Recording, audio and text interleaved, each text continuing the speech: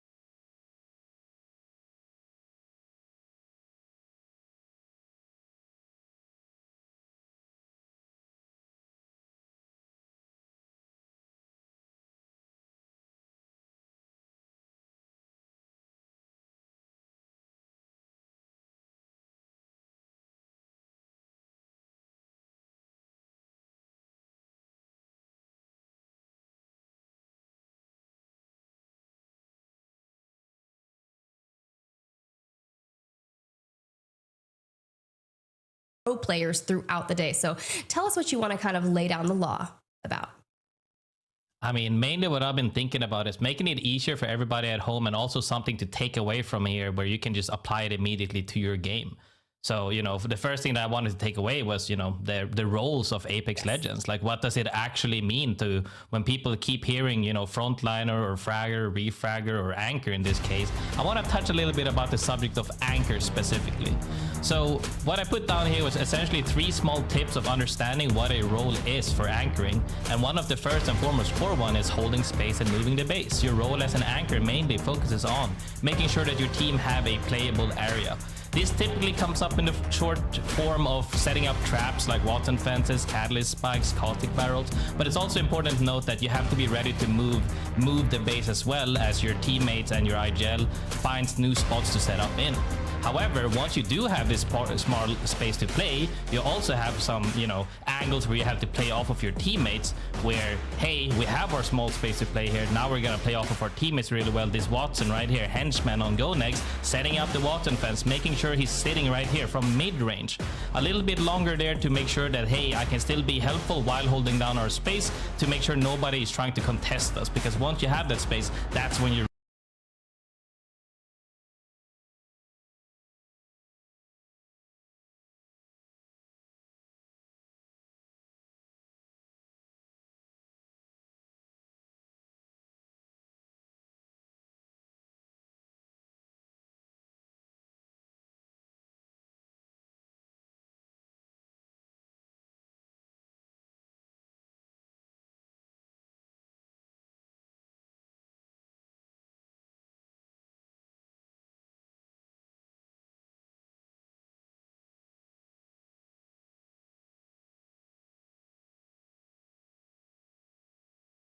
because once you have that spot, it's not as simple as you always stay in the back line. You also have to go in sometimes, and sometimes even first. And that's why the roles tend to flip and be very flexible and adaptable on the spot, because even though I'm the backliner, you kind of have to step up sometimes if both of your teammates are cracked. If one of your teammates is down, you can't just sit in your base. If both your teammates are on the floor, you got to make a play. So it's really important to, while we still have these roles essentially, it's very flexible and adaptable. It's never black and white. And also it changes, because if you don't have the typical trapper setup, well, then you got to make do with what?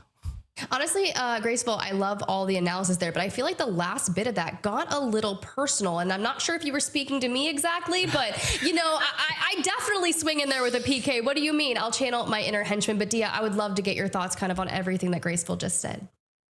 Yeah, I think it's one of the things, I was glad that we brought up henchmen specifically with the video clips, that we can keep our eyes on today during the course of the match day, and just think about what teams and players are really reliant on their anchor and what anchors are able to step up to the plate, because henchmen is such a good example, and GoNext are a team that have been hovering near the top of EMEA. I'd say even challenging for the crowd. We can talk through that a little bit later on, but a big part of that is going to rely on how exactly you're organizing roles. We praise henchmen a lot for the anchor play, and a reason we wanted to start with the anchor today is because a lot of things branch off of this. Only once you have a strong base can you build on it, and henchmen's really allowed the rest of the team to do that.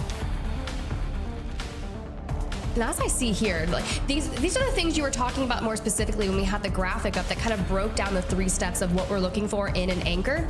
But more importantly, the type of weapon that they're using, obviously you see a lot of the close range engagements with the PK, that just lends to what the meta is. But also you have the G7 Scout, which is interchangeable with the 30-30 repeater, plus the charge rifle for those initial long game engagements that you were talking about in that first showing of the clip, Graceful. So honestly, I think it's great. Hopefully you can take a little bit of what you learned here today, apply it to your gameplay at home, and channel your inner henchman. I know that is exactly what I will do when I grind ranked, and hopefully try to keep up with Graceful, who might be one of the fastest people in the game, especially when he's not playing a movement legend. Still very hard to follow. But let's go ahead, let's dive into some name changes, because Dia did mention earlier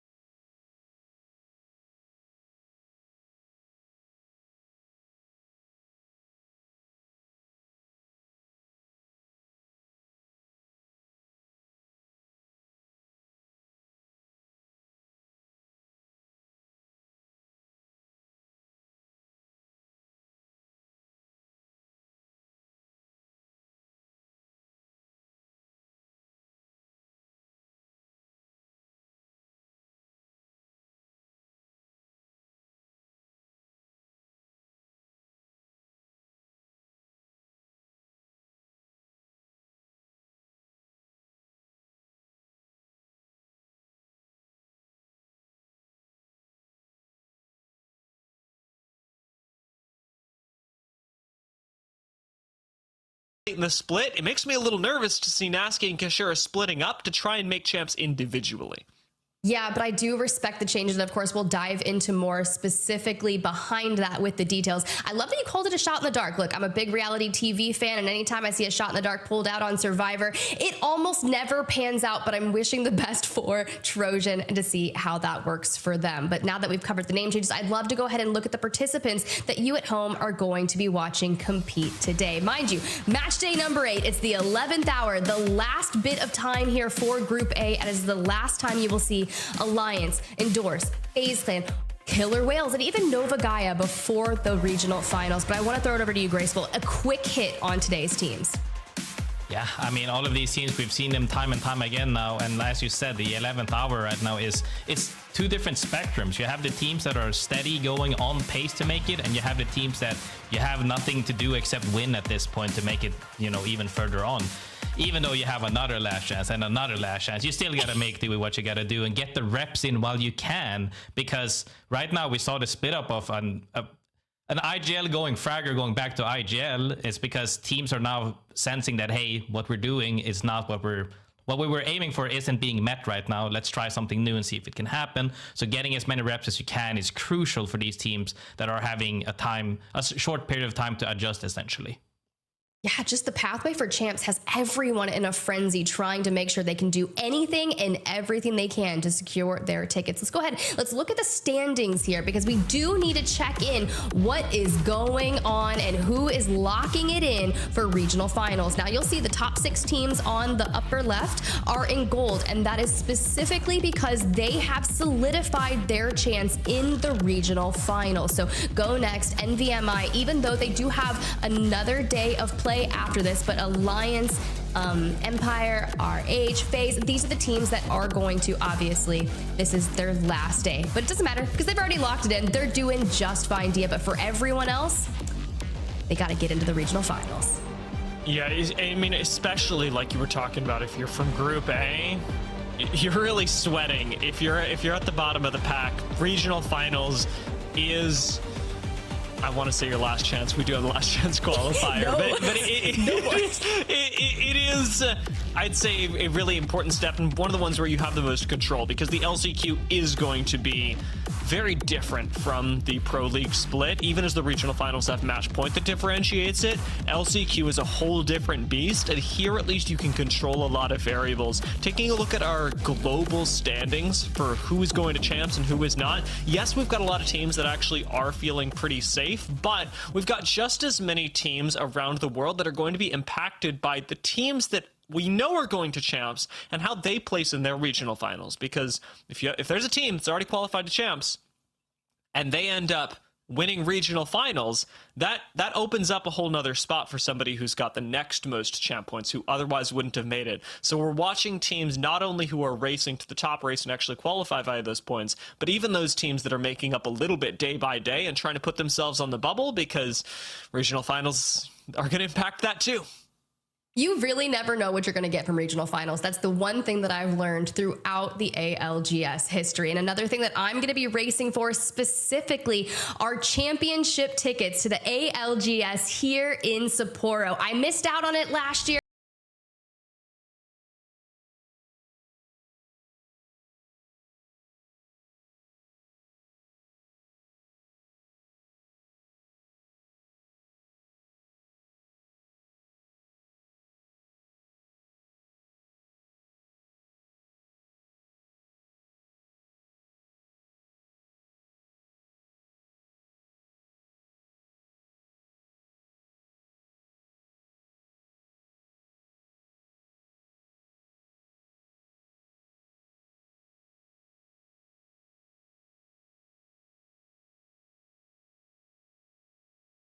It's going to be such an amazing time. If you think back to just even the opening show that happened in Sapporo, it was one to be remembered, definitely for the history books. And I think everyone would be remiss to not be there to experience it for themselves. But enough about that. We'll keep you guys up to date as that day launches. We've got some more things to discuss here, because if you want to watch it your way at home, Face It Watch is the best way to do it. Now, I'm a mobile connoisseur. I do love to pull it up on my TV. So I'll have kind of Face It with my POVs up on the screen, and I'll be sure to grab the map feed on my phone to make sure that I'm keeping tabs of all the rotations. So you can do just that, but make sure you check the website, fce.gg/FaceItWatch. So make sure you're doing all of those things. Let us know how you watch the ALGS series your way. Plus, watch parties are a great way to do so. And if you're doing that, you might as well make some content and check out some of our content as well, because we are at Play Apex Esports everywhere. Most notably, Instagram, TikTok. We have been slamming out the content. It's been super fun to see. I know on some of the earlier shows, we would kind of leak the content that we were doing. And it was one of those timing fun things with the players to test their reaction time. I did note that Kimchi, very, very impressive on his reaction time, but we'll see more about that later. So go slam us a follow on all of the major social networks and keep up to date with all the information. Now, I do want to say that I believe we are getting into some of the first matches of our day. And of course, we've got to kick it over to Dia and Graceful to call the action. All right, Graceful. We're starting things off on Stormport. We're starting things off pretty darn quickly as our first game of Match Day 8 has already begun. No surprises here, however, with the landing spots. We'll talk about the POIs a little bit later, but you knew Alliance were going in the North Pad area. Yeah, I mean, you know, they set up at the Ferrari, making sure to get everything. If a team drops nearby, they're ready to contest that immediately.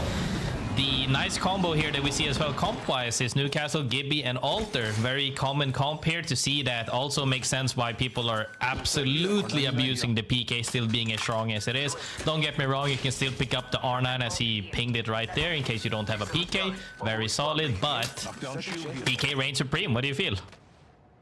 I think so. I think the stats are definitely supporting you as well, even after the nerfs. PK hits incredibly hard, and Alliance do gather some early firepower because they've got ZiPLina Mafia right next door. Ring getting revealed right now is going to be pulling us all the way down towards Mill, where Nameless have a ring scan, and I'm noticing that Endorse have got one at Cenote as well. Nothing for Nova Gaia at Barometer, nothing for UAIM at Ceto, but SPS passing by, teams like UAIM and Pot moving through checkpoint very quickly to Mill should give everyone an idea that we're going into this southwestern area. Yeah, most definitely. People are already vouching for the Spider Cave area essentially here, where you see Feud on top as well. Navi making sure that they have a spot here by the Twins in the Spider Caves. Everybody tends to play this zone kind of the same way. People could be vouching for Mill as well and work their way from the northern side a little bit toward the southern side, because that bridge right there to the east of this team, as we see people move into eggs already, are making sure that, hey, if it does pull either way, we are ready to be adaptable. One of the main things that I always like to say is that you want to be in a spot that you can adapt to where the zone pulls, rather than just full on send it. Unless you know for 100% sure that it's ending on you, it's better to make sure that you can still play the next zone in case it pulls off of you, because when you're locked into a slot and it hard pulls off of you, it tends to say goodnight for many teams actually. That's something that Nova Gaia have done pretty well, and I want to note here that I actually immediately made an error. Didn't see that Nova Gaia did land with a ring console, and I was amazed that they were sticking the landing in this nut building with no information. They did have information, guys. It's all good. The fact that they managed to make it into this building is going to work really well for them, and most teams who want to be in zone right now are either in there or claiming the last couple of buildings. These are going to be your big teams that stand in the way, where a team like FUL is going to be playing a little bit more around the side, whether by choice or just by a situation. The fact that they've run into SPS this early on and picked up a kill does sort of force them into mid-speed. Yeah, most definitely. Very happy with that KP pickup as well, as they're now getting locked and loaded to move deeper in essentially, but they're already poking a little bit further here, finding one of them, Shredded Soul, getting engaged on right there, trying to make it run by with nice super glide. However, probably won't save him as he gets down, but nice try and nice effort. A for effort right there. FUL finished this kill off, but notably, and I think FUL know this as well, you're not catching the last member of SPS for a little while. QPMS going to be sitting just on the rotation that FUL will have to take into zone, and the problem for SPS now is how do you recover, where do you go? There aren't a whole lot of crafters nearby. ZiPLina Mafia, who sit up at mill, have a much stronger position than a team that's relegated to a solo right now in mid-rotation. ZiPLina Mafia get to play through this edge of ring, and their focus is really going to be on what you talked about a little earlier, Graceful, securing yourself a safe rotation for later on, because mill right now is safe. It's probably not going to be forever. Yeah, most definitely. A lot of these teams are setting up, but making sure to see and scouting ahead. Where are other teams moving in from? Where are they setting up? Because they need to make sure that, hey, regardless of where it goes, we need to be ready to join in case it does pull. Because a lot of these times, this zone has also, we've seen zone ends a little bit more southern of mill here, more towards the water where that bridge area is, where it's cliffy. And when you have zone pulled that hard away from mill, that means more teams will fight from the northern side as well. As SPS still in that fight, getting chased down, I believe. Comes down to the last stinky boy as he is fighting Shex with an R9, making that work though. Wait, QPMS playing like a monster, having taken down 2 members already. May be able to make this work. Masks tries to finish up the kill and does, but with Passion having lost 2, surely Passion get engaged on by somebody. Yeah, no? Definitely. Or maybe now people are happy, like they're content with where they are, and that's sometimes crazy. You just have to make sure that, hey, we're just, if we can pick something up, that's good. If not, we're not gonna die for it. But maybe you could argue, if they have an altar specifically, you could have made for a play and we could always pull you back. But risky play, high risk, high reward type of thing is not what a lot of people tend to do in the first game, due to the fact that, hey, we want to make sure that we see how the game plays out, because like we said, week by week basis, they change up. Navi's focus is just on defending the spider caves. The defensive setup that they have with the Trident isn't going to let them rotate late game, because they are one of our teams that is not running Gibraltar for their Trident rotations, which otherwise makes them fantastic. A few attempted kidnaps go on to them, but nothing actually lands just yet.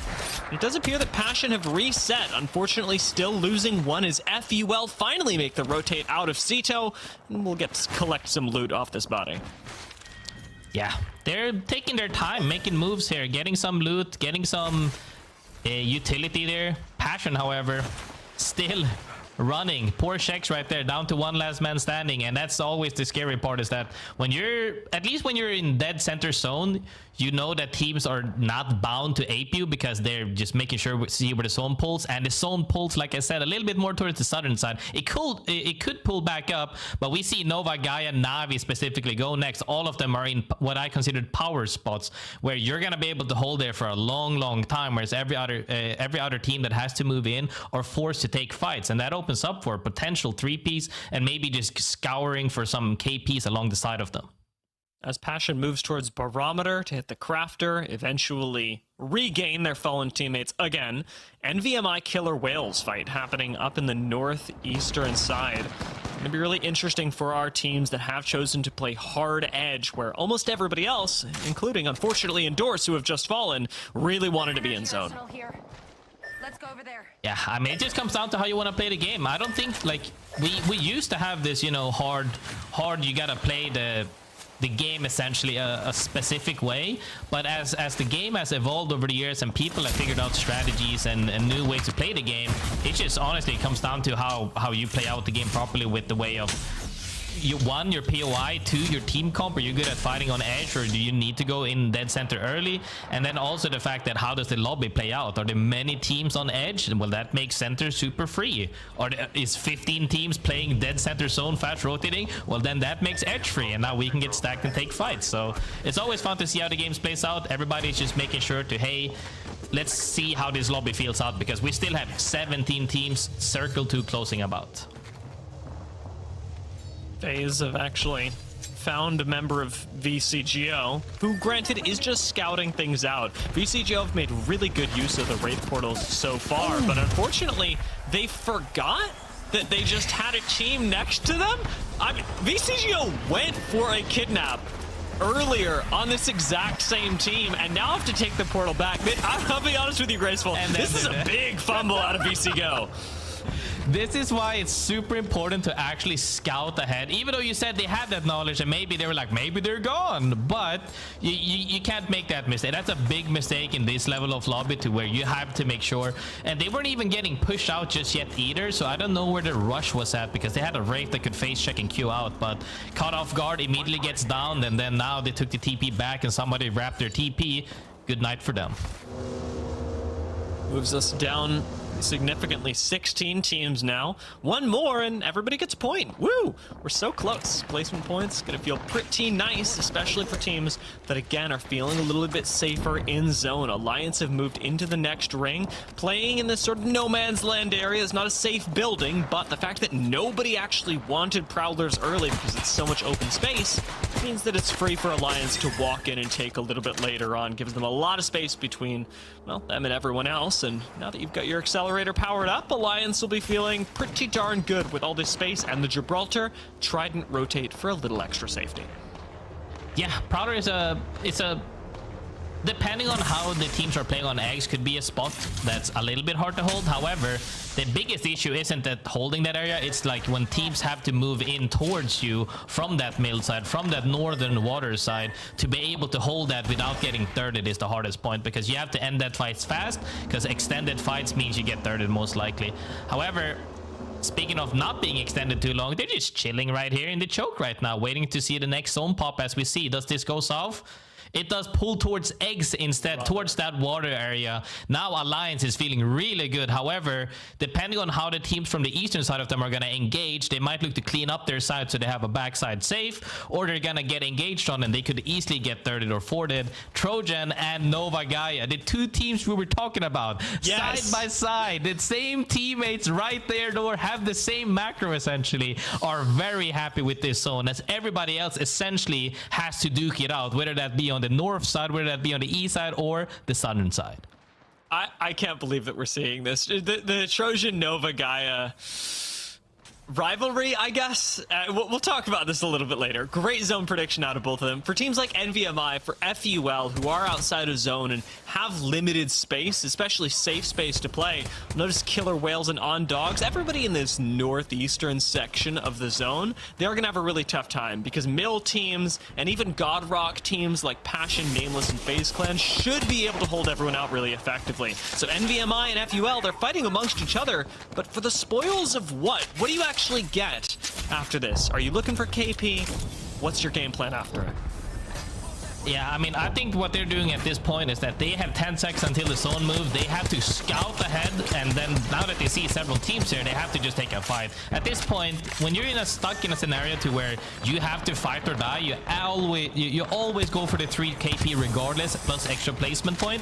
But if you can, you want to try to get past that to see if they have anything to play for. As other teams are moving up, they're making sure to scout ahead right now, walking through caustic gas, but that shouldn't stop them by any means. NVMI's Kazakh has already used his Stinger Bolt, so a little more utility expended to make their rotation safer, while FaZe, stuck in the center of zone, are actually getting a lot of attention paid to them as well. GoNext have set their sights on you, and we highlighted GoNext. They are a team at the top of EMEA. You're certainly not going to stand in their way now. Nag's taking a little too much damage, will fall. FaZe go down. And around the outside of the ring, things are not looking too much more comfortable for Killer Whales, who have now lost one. And have to fight off the top of this rock with, again, absolutely no cover and teams in every direction. Warrior turns around, fries and gets fried as NVMI come up and shoot him in the back. FUL will fall. NVMI now take this rock, and Killer Whales run for the hills. That's what we said about the timing of walking in and seeing what happens. And when a fight breaks out, there's no better timing than to fight for that rock right there. They get the free knock essentially, while one of them was already down, get a spot in the next zone. Now they're feeling really good about themselves, even get a couple of kills as well. But now the fact that they still have to move further in, they can still scout ahead from this big rock right there. That was a really nice double Stinger Bolt. That's all I'm thinking right now. NVMI pulled off the rotate, and SLR, who have sat on top of the spider caves for a long time now, have to think about their rotation in. Unfortunately, Navi have started paying attention to them, and SLR were completely unprepared for the siege. that was coming for them wiped off the face of the map. Na'Vi are making good use of their extremely aggressive composition. I mean, yeah, that EMP and swing was enough for them to immediately wipe them. But speaking of swings right now, here in middle, a fight is breaking out between Pot. Prestis is looking bad right here. It's going to be a little bit tough, though, because I don't believe they're the only teams on this side. We already saw NVMI behind them as well as they get sniped by Nasky as well. Everybody's fighting for there, and this is what I mean. When you're on this side, it's collapsing. Oh, God. You're going to get shot by absolutely everyone, and you have to be careful. There's just nowhere that's safe. I will say, with Pot resetting right now, they've got On Dogs nearby, they've got ZiPLina Mafia nearby, and I was hoping, perhaps against hope, that one of those teams would provide enough safety. As it turns out, there's no safety here. On Dogs clean up Pot and now have ZiPLina Mafia coming in for the belated third party. Catch holds the door really well with the barrel. No push from ZiPLina Mafia, so it'll be a straight 3v3 as both teams have to exit the building at the exact same time. I mean, that was some nice R9 action. Happy to see some more action rather than just only PK. However, Caustic playing flatline probably isn't what he definitely wanted for sure, but Nameless made it underneath the egg. Have a spot right now where that's in the next zone potentially as well, as they just need to hold out everybody else. Sip right there. ZiPLina Mafia is getting shot. They were fighting NVMI, I believe, on one side. As they get eliminated, they're now getting held on the opposite side. Killer Whale's also walking in, gets eliminated as everybody right now is walking with the zone in their butts. As I believe it could have been Alliance, it could have been Alliance is shooting at them. Everybody's shooting at them right now. Nobody from this north side of zone makes it in. Killer Whales go down, ZiPLina Mafia fall, and remember Alliance, who moved in late into Prowlers, an area that nobody wanted, and now the space that they have is more than enough to clean up those last couple of squads. On Dogs get taken out. Passion, the next team directly in the path of Alliance, and it doesn't seem like Unlucky wants to slow down. Unlucky, ready to take the fight, has already found one knock and is waiting for a little bit of backup. He's playing out here all alone on Newcastle and seems completely undaunted. I mean, I think his teammates, as we saw about the anchor before, right now they essentially have two anchors staring them down right now with the marksmen. It sounds like Peters and Scouts are shooting at them. They break the wall, and Unlucky is more than happy to play it by himself right there with that Peter PK right there, making sure to say, hey, grab as many KP as we can, because they actually, in this zone right now, not the next zone, they're owning about 50% of it, and they're just making sure to, hey, hold our space and poke everybody, because everybody else is playing small. Alliance is playing big with space right now, making sure that nobody else can essentially breathe. And that's how you rack up the KP. You force other teams into each other and see if you can pick somebody off while they are forced to fight. It's been fantastic communication and trust out of Alliance, but GoNext been following focus. Are there rivals in the region? And now need to rival some other teams for position. Gibby Bubble Rotate is really nice, but it doesn't last you forever. So this Trident out in the open is going to be their prayer. They've got Alliance rotating in behind them and even around them through the rest of the map, as GoNext in the open are getting cooked. Everybody had the same idea with the Gibby Ferrari player essentially. They're making sure, hey, oh, can Hakis pull them? He's trying to pull them as they both went down there. Everybody else is fighting. I don't know if they see them or not. He actually does not get it because the Maggie buff hits hard immediately as Hakis comes down to the last person, gets taken out. And that buff right there was huge as well. It was very nice. It really hits immediately and it hits hard. Alliance and GoNext having the same idea at the same time has opened things up now for Na'Vi, who have the only space in the ring that isn't on top of this nut building. Nameless, Trojan, Nova Gaia, they are all in one building, one area of the map, and Na'Vi are watching it.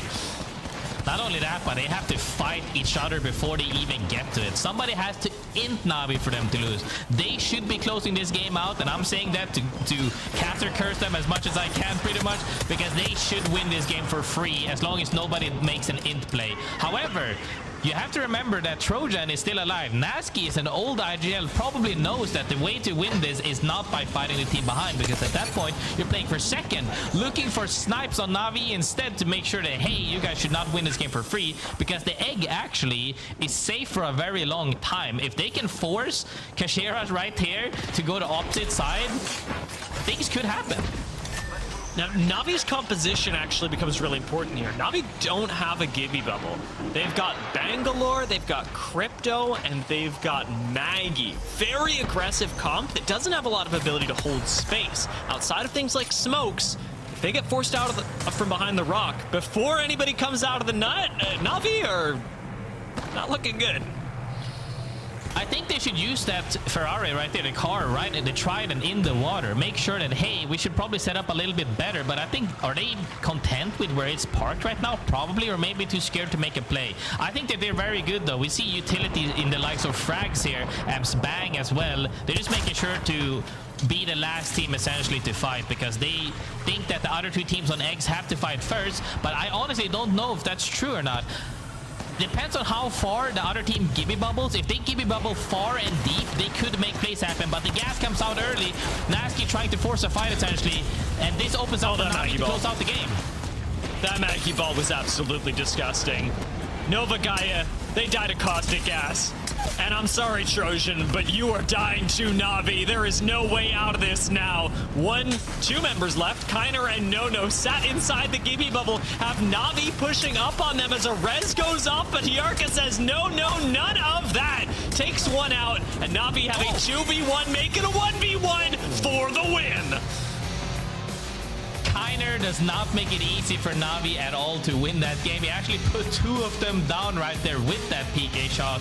It was supposed to be free. It wasn't free for sure. When you have those PK fights, blow in left, blow in right, well then now immediately it's not as easy as that. I would have liked to seen one of the Gibby teams to bubble deep in the water, forcing Navi potentially to come out of that rock safe spot earlier.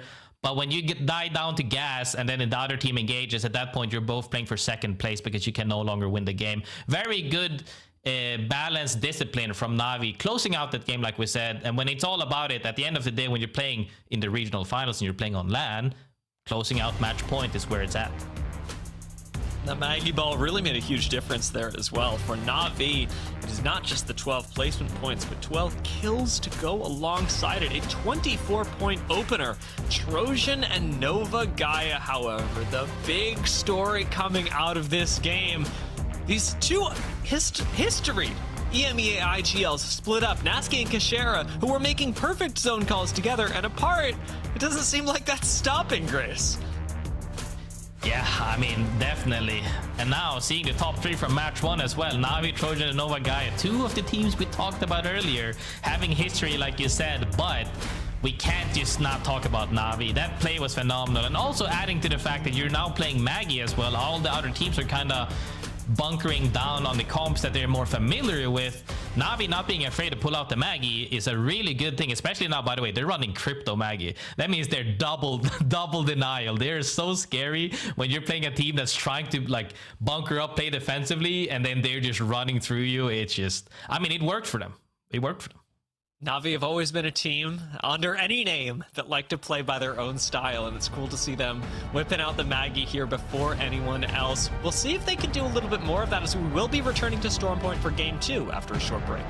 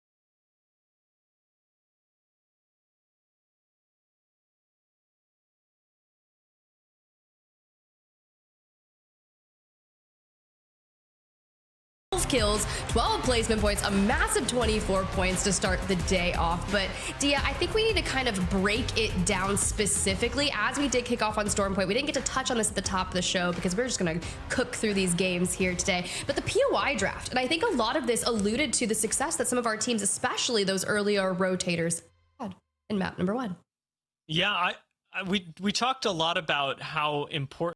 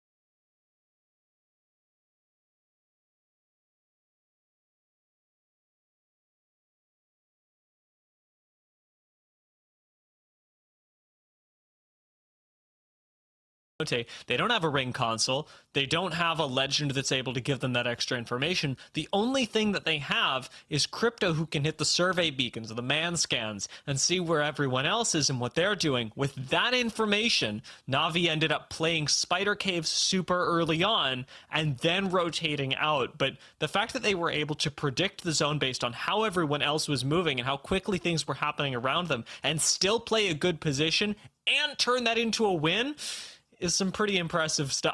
I say that's some LAN winner behavior. That's some Apex Legends Global Series championship winning behavior. Ooh, okay. Are you manifesting here? I think we should break it back down, right? So here's the final circle, match number 1.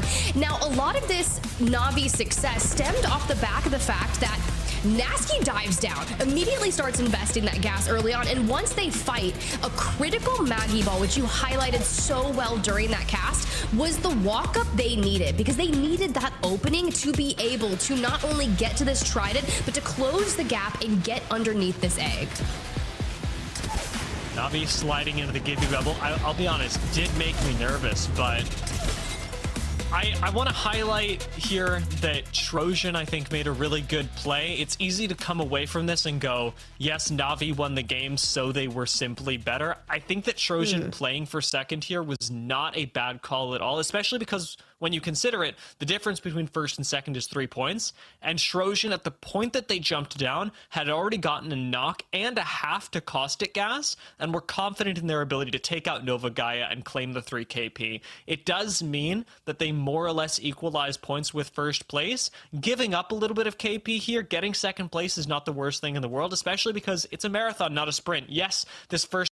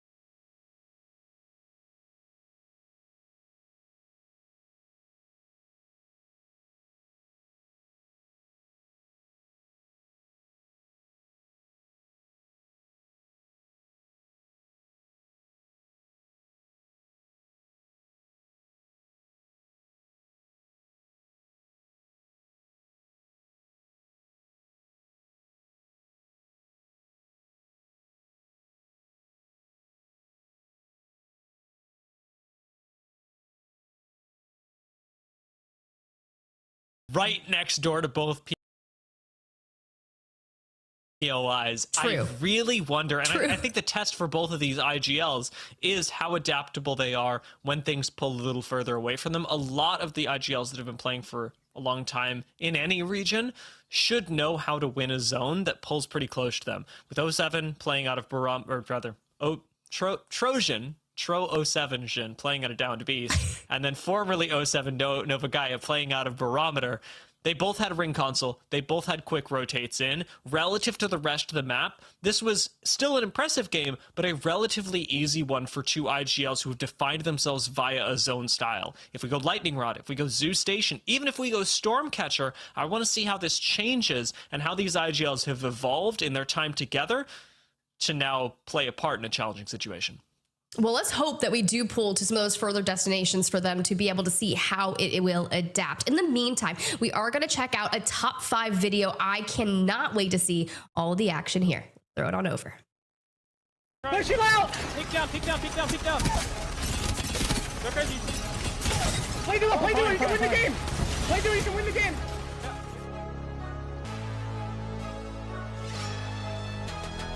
Siamo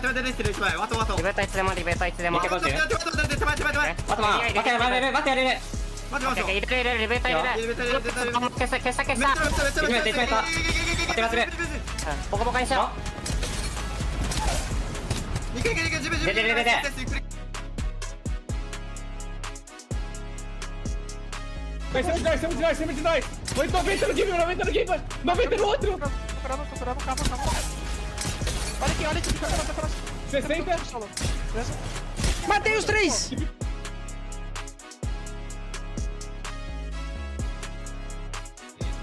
I'm not right. I'm not giving. Help him. Kill one. Play stop. 90 Watson, I did good damage. Oh my god. Holy f***, you idiot. Slam, holy.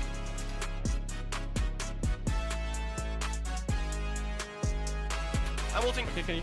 On me. Good help him. Can't see. Back them. I'm dead. Ash 1, I'm nading it. Scanning it. Him. All 3 down. Good nades. Hi, go! Good nades. Red one. Go, you got 2. That's Oh, no. Look for Get the movie on his body. Kill these guys on me. Yeah, kill these guys on me. Newcastle almost cracked. Castle's weak. Castle's cracked. Newcastle dead. Castle's dead. Alter 1.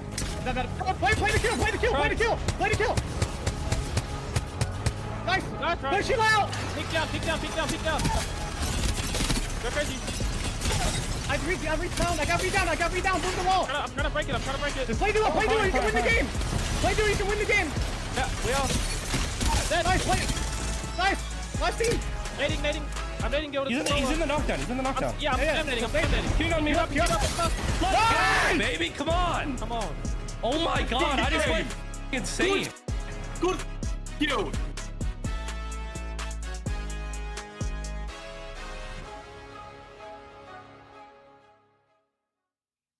Dia, I'm just saying the top 5 best plays across all regions, and Guild is in multiple of them. Look, can they continue on that dominant performance that we are expecting of a super team post changes, bringing Guild on in? It's looking pretty good for them. Of course, we'll find out more with America's just a couple hours away. We'll get to see more of that action. But honestly, I kind of liked what I'm seeing, Dia, across all regions. Yeah, I think there's an interesting conversation to be had. I can't wait to pick Graceful's brain about it when we jumped over to the Hackies clip as well, and what anchoring means in these different situations, because we were so focused on it even in this first game for Alliance. Remember, they had Unlucky extending out on Newcastle, basically double anchoring for him, and what that means and how flexible roles can be and how you can leverage that between different fights. There's a lot of depth to this topic that we only lightly touched on at the start of the show, and it's cool to see, even in these clips, even in our first game, some of these roles start to mix with each other and be applied in different situations to bring your team the most success possible. And we hear so much about that when we kind of delineate between the roles. We're like, oh yeah, this person's, the refragger or the anchor. It's like, no. We do like to be flexible to it. But of course, when you kind of iron it out, the anchor as a whole is what we were describing at the top of the show. And I think you're 100% right. But seeing Hackett back on Pathfinder always makes me super happy. And to open things up with a well-timed and well-placed frag grenade is pretty much insanity. Then you just grapple on over, clean it on up. That's just one of those perfectly executed fights that I'm sure we're going to see a ton more of today. The Pocket Gibby ultimate is it will never die. I'm very curious how the utility impacts these games as well. I know that we talked a lot about this in the mid game with Na'Vi actually making a push up onto, was it SPS? It was SLR on high ground outside of Spider Caves. The way that you're able to combo a lot of different things together is especially important on Stormpoint and with compositions like this. Now, however, with Caustic being removed, I'd say that your combos can land so much more. Gibby still is a big issue for teams that want to engage, unless of course you're one of the few running Maggie. But for a lot of squads, Caustic really holds you back when you want to get aggressive because he's so good at putting up defense, even keeping FaZe alone for way longer than they had any right to be. Yeah, and then of course, if you had 14 picks in match number 1, it's going to be evicted. Newcastle, a close second, 12 picks overall for our lobby. Who knows if we will lose him after this match? There's a likely, but if we're pulling Caustic out of it, I like that you talk about the defensive nature. You're going to be missing that. So all of our teams that do like to rotate off the ring consoles, get to their positions early on and just play God spot for a long portion of their time, you're going to have more difficulty holding down the fort. So kind of slotting back on in. I do love that you talked about the hyper aggressive nature of our players that are electing to play Maggie. And I think it is going to be integral for the success that we need here. And it was just also shown in that end circle from Na'Vi in general. Maggie taking out both of those Gibby bubbles and playing Spoiler, a perfect third party, a nice cleanup. Can they do it again? We talked quite a bit about what Alliance were able to do, about how the finish really excluded them. But one of the other teams that we talked about at the start of the match day was GoNext, who I wanted to touch more on, especially because we kept bringing up, here's GoNext. All of a sudden, they and Alliance play for the same spot and eliminate each other. What is this team that seems to be, I think in my opinion, and hopefully the opinion of many others, I hope I'm not alone in this, challenging for the throne in EMEA. It's very strange to say that because the Lions have reigned supreme for so long, but GoNext have emerged as a team that hasn't been together for nearly as long, but are playing with an incredible amount of polish and actually statistically tends to do better than Alliance in a lot of their damage done, time survived. There was another one. Damage done. Kills was another big one. Average placement. They are just edging a little bit over Alliance in a lot of these metrics, and they've played less games. See, the thing is, if you're going to have a team that's so dominant in a region, and it's always near the top, what is that going to force everyone else in that region to do? They have to continuously level up. They have to put these rosters together and exceptionally perform to make sure that they can become the dominant force of the region. And I think that Henchmen kind of light, the more we look at them, the more we see them play and kind of develop that synergy, it's proving to be that force. And you got to realize, this is kind of like just 2 years ago, that man kind of fresh off, like he's such a young player, but to see him kind of mature and develop and be a part of this roster, of course, Henchman we highlighted as that kind of anchor that has the refragger potential with Light, who is just so knowledgeable. It's been really fun to watch their journey, and of course, this is kind of their performances throughout each of the match days. Consistency is key, and especially when you look at their conversion rates, Dia, this is crazy. Yeah, and it's especially when you do the math on this, right? The amount of times that you're in top 10, 70%, the amount of times you turn that into a top 5, 70%, when you turn that from top 5 into a win, 40%, it comes out to them winning about 20% of their games if you just multiply all of those together, which is pretty insane. One out of it, that's at least one win every match day that they're able to collect, and sometimes more on top of that. The fact that they're able to convert so well and actually make it into these end circles is going to be the difference between a team like GoNext, a team like Alliance, and a team that does fall a little bit further behind, where you'll see especially the top 10 percentage take a big plummet when you're not used to, when it's your first split in Pro League, when you're not quite sure how to catch up to the rest of the lobby. Normally it's the top 10 percentage that is the hardest to get a hold of because you're getting eliminated on rotates, but it's experience marked teams that are able to get that particular percentage quite high, and then after that it is just subsequent levels of whatever you do with however you get cream of crop. I don't know what that means. I don't know where the metaphor comes from, but however you remove cream from the crop is the 10 to 5 to 1. I don't know why that is actually so hilarious to me, listening to you try to use that metaphor. And I'm not sure if it's because I'm American, I'm down here in Georgia, like, and you're over across the way, like...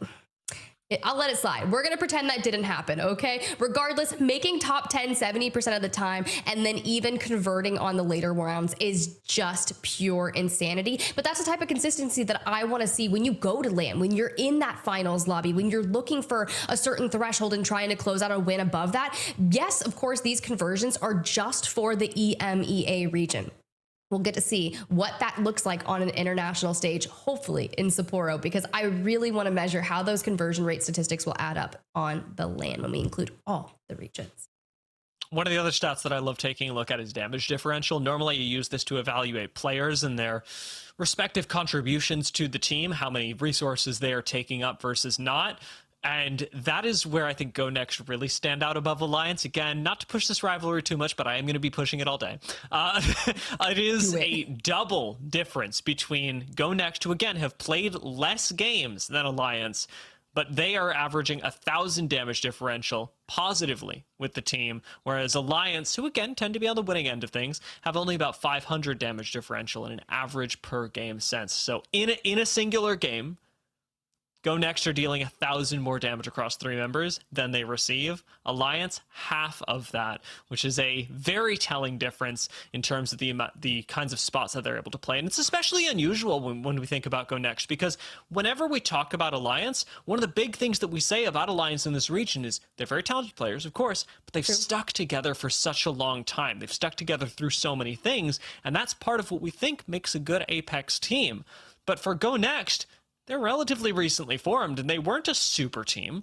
They were pulled out of Orglis and Hungary, who I don't think ended up making finals in their last LAN, and then GoNext, or sorry, not GoNext, Gaming Gladiators for Light, who had ended up making finals, but weren't placing near the top of it, although did have some incredible times in EMEA where it looked like they were also challenging Alliance. But to put those two pieces together and then still be challenging for the top is really interesting, and it does make me wonder how much of this is Light, how much of this is Kinda and Henchman, and how much of this is plug-and-play synergy. If you take these two players, you put them with a different IGL, I'm talking about Kinda and Henchman, do they get the same results? How much is Light bringing to the table? And the other way around, if you take Light and you put them with 2 other controller players, are they succeeding way more? These are questions that I want to have answered, but I don't want to split the team up just yet.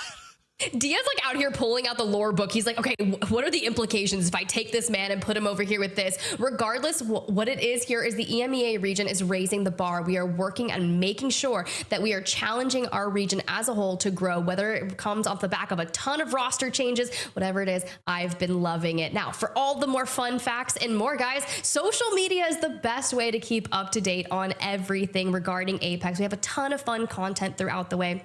Make sure you go follow @PlayApex Esports, specifically on Instagram and TikTok. Those are some of the newer platforms that we've been diving in and putting a ton of fun content for Apex out. You guys probably are already following on Twitter. If you're not, or X, whatever you want to call it, make sure that you go check it out over there. A ton of information comes through on match day, but not only match day, we keep up to date with the roster mania changes and everything fun and new. So if you love Apex just as much as I do, please make sure that you go support the channels on social media and all the various platforms. More importantly, Instagram and TikTok, because I love my short content. I love my reels, Dia. I like spamming it. I'm a little bit of I watch a lot of content, Dia. I'm chronically online, is what I'm trying to say. I watch any reel that gets sent to me. Yes. And I think that's how I practice my moderation. I don't know how much it's working, to be honest, because people do send me a lot of reels. To bring this back to Thank you. I appreciate it, especially if they're Apex related. That would be pretty fun. To bring this back real quickly to what we're about to see as we jump into game number 2.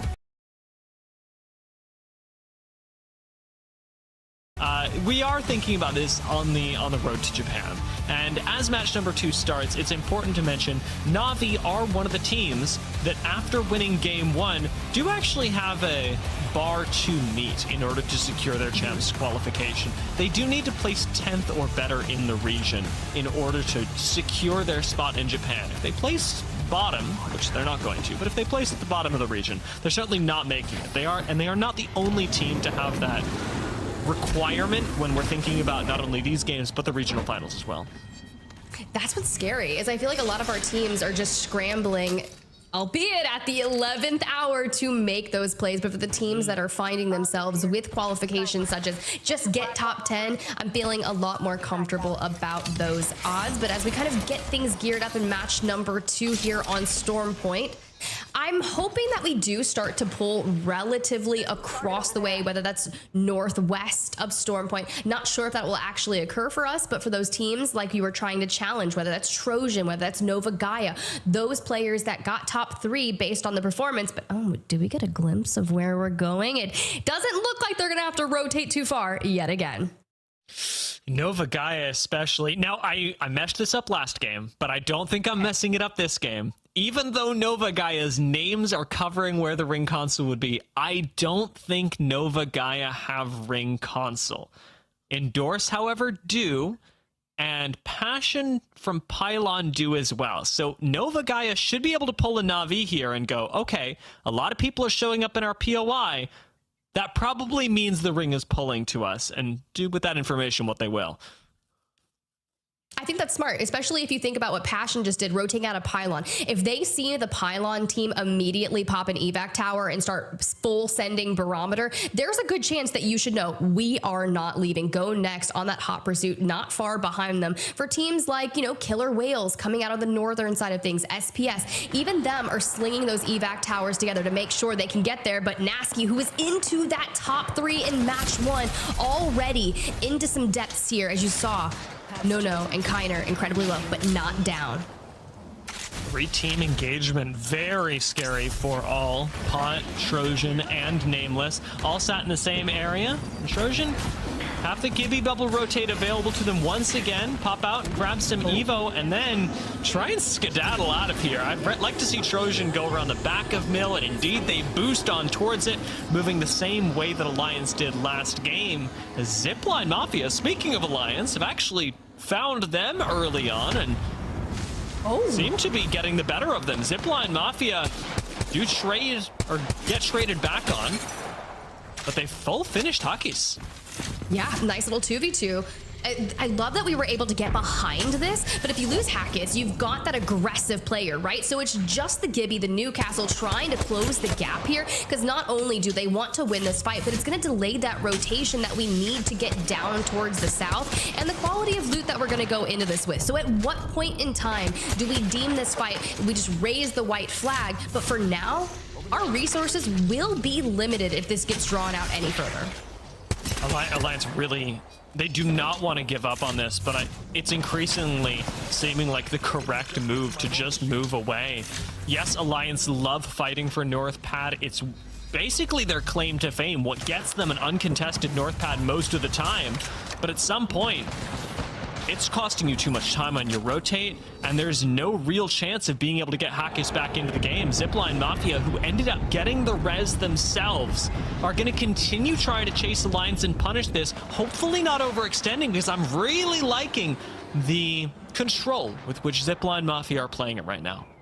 Oh, they're definitely using Excuse to kind of close that gap. You see some rotates coming on out just to make sure they're still alive, but they are laying pursuit to Alliance. If you're still in that 3v2 situation after getting that res off on one of their members, you're feeling confident in this. You want to make a statement that you just can't come over to North Pad, make this your stomping grounds, and just think you're going to get it for free. And as you see the delineation between all of this, they're not alone either. Alliance is going to be in shambles this match. Unlucky, caught between Killer Whales and ZiPLina Mafia. Worth noting that Effect has taken a completely different route and has gone through the spider choke and into Cascade. So Effect at least is going to be safe. The question now is, you know, is Unlucky going to be taken out? How are they going to group back up? Because these are two immobile legends, and I presume that Alliance don't have their Trident anymore. It does seem like Unlucky's gotten out, rotating towards the wall. Yes, he's got a few teams in his way, but maybe Alliance really do need to find a crafter, get Hackers back into the game, and group up. And when you have 3 things on your checklist, and you're not even in zone, you're not even thinking about the win, this is just bare minimum to play, I will say it's not looking good, Div. We're just looking to salvage a game at this point in time. So whether or not that's Unlucky going to wall, hitting the crafter, and reviving up there, and then rotating on in, or do we let Effect have that answer? Regardless, Pot, we got Oilrain down on the ground. Prestis and Task are still up. The question is, do we get him back on up? And we do. Coming inside, I love that you've got that safety, but this is the cost of still trying to carve your way in just on the outskirts of the mill, which means we don't have too far to go, but every team, for the most part, has moved into that barometer area, which means there's not going to be a lot of space to play for. So you're going to have to fight your way there, and it has to start now. GoNext, down to just 1 member. Kind of disengages through the south of Barometer and actually takes almost no damage for this, just barely getting his shield cracked right now. There should be a crafter, I'm looking at it, not over in Pylon, perhaps in Coastal Camp. Should be a rotation much further away, as unfortunately Pot are not going to get to do that. They just keep getting stuck on this rotation, keep getting members picked off. Once again, we'll just have to hopefully try to get Oilrain back, but at a certain point in time, it's going to be too little too late. Trying to hit a crafter throughout this end to late game will be difficult. I love that we've got Navi here over on God Rock, and Yarka still trying to challenge a different high ground, because we do have just over about a minute 20 left before we really need to solidify ourselves in the circle. Thing is, what is our game plan? What are we playing for? They're still running that hyper aggressive comp, which being late and fighting for a spot makes sense to me. DS, they're going to throw the evac tower down, but I'm not even sure if they jumped on it. Maybe it was a distraction to allow them to walk on in. Check this out, down towards the south end of the map, Nova Gaia, remember, did not have ring console, should have been able to predict that the ring was going Barometer and hold a spot. Well, they didn't. They're sitting outside of Barometer right now and on a Trident trying to find their way into an extremely packed zone. Granted, they now probably have ring scan and are maybe trying to play mid-speed, but this is a good look for both Nova Gaia and Trojan, who are a little bit further off to their west, as to what this looks like when these 2 IGLs who've now split up aren't playing with zone advantage. It's crazy. They still end up in a similar position, though. They're not too far from one another. Neither of them will be inside that next circle. They're going to have to fight for it. So what does that look like for them? Of course, elsewhere, we've got Sheila going crazy onto Kiner. So you've got Trojan having difficulties, especially out of losing a member. This team rotating off the Trident, the Gibby bubble connoisseurs, like, this is what we're just going to be seeing a lot of today. Just thinking, is Gibby getting banned this match? No. Maybe. Newcastle's the most picked legend of this match. Let's see. Yeah, you are 100% correct. So more Gibby bubble rotates for our players. It was Newcastle with 12. Gibby's only been picked 6 times this game. It's crazy because teams should be picking more Gibby, given how incredibly strong these Trident rotates are.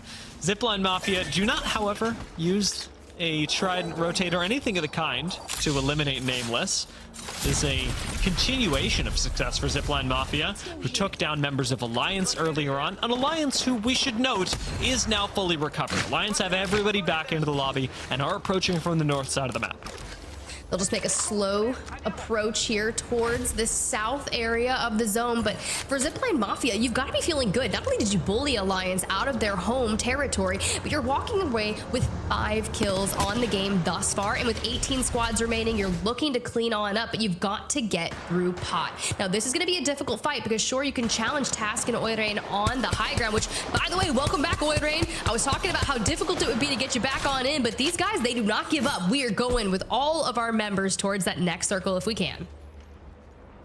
A big part of this was Oirain's Void Nexus that has let the team regroup up on Godrock, and with Prestis and the Watson fences that he's able to lay down, means that they're actually able to hold on to this high ground really well. I like where Prestis is playing. Even though this is on the edge of the map, it does give Pot a safe place to retreat to and to bully other teams from in an attempt to find a little bit more KP. Nova Gaia, who had that Trident rotate earlier, have picked an interesting spot that actually, funnily enough, puts them even closer to where Trojan were earlier, and they've swapped. Trojan have rotated deep into Barometer, Nova Gaia have rotated to the western side outside.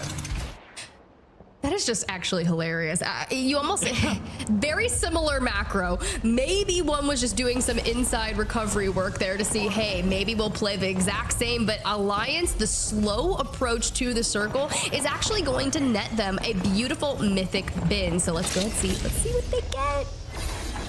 Kraber, no Kraber. Respectable. Darn. Triple take? Wow. Good though. We'll deal with it. It's perfect in Hackus' hands. Yeah.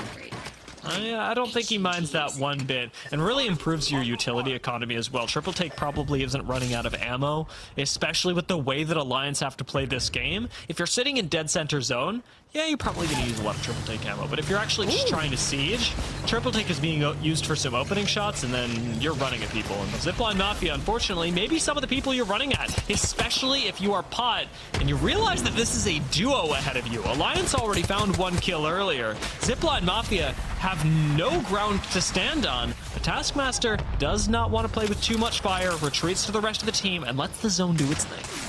And Wraith is just the perfect legend for them to be able to make plays like that, get out of the ring, and try to connect on the long bow with this. For Prestis, okay, cool. We can stay here for a bit longer. We don't have to move until just about 15 seconds from now, but this rotation will likely be them going down swinging, because once you close just south of Millage, you realize that we're going out into the open water.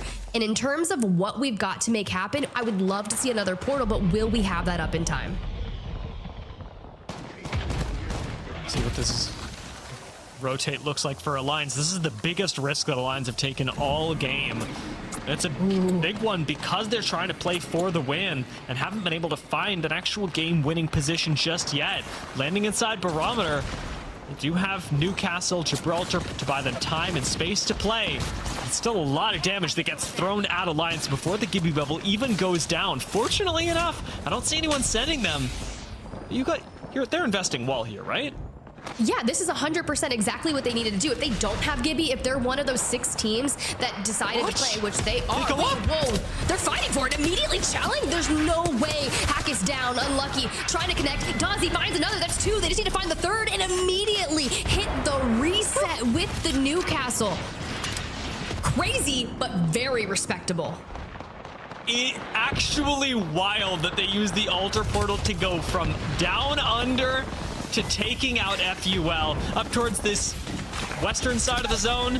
Navi, not in too comfortable of a place, although Chaco now has a shield swap available. Good for him. G7 Scout does lay out a decent bit of damage before the amped cover falls, and Uchako needs to buy space for the team now, as their fragger has to be the one forcing the attention onto him, but he gets instantly tapped by the ZiPLina Mafia. UAIM are going to fall in the meanwhile, and Slab, last man standing for Navi, has to try and pull off the reset of the century. SLR, ZiPLina Mafia, and increasingly killer whales are coming in. It might give Navi time to reset, but SLR finished the job first.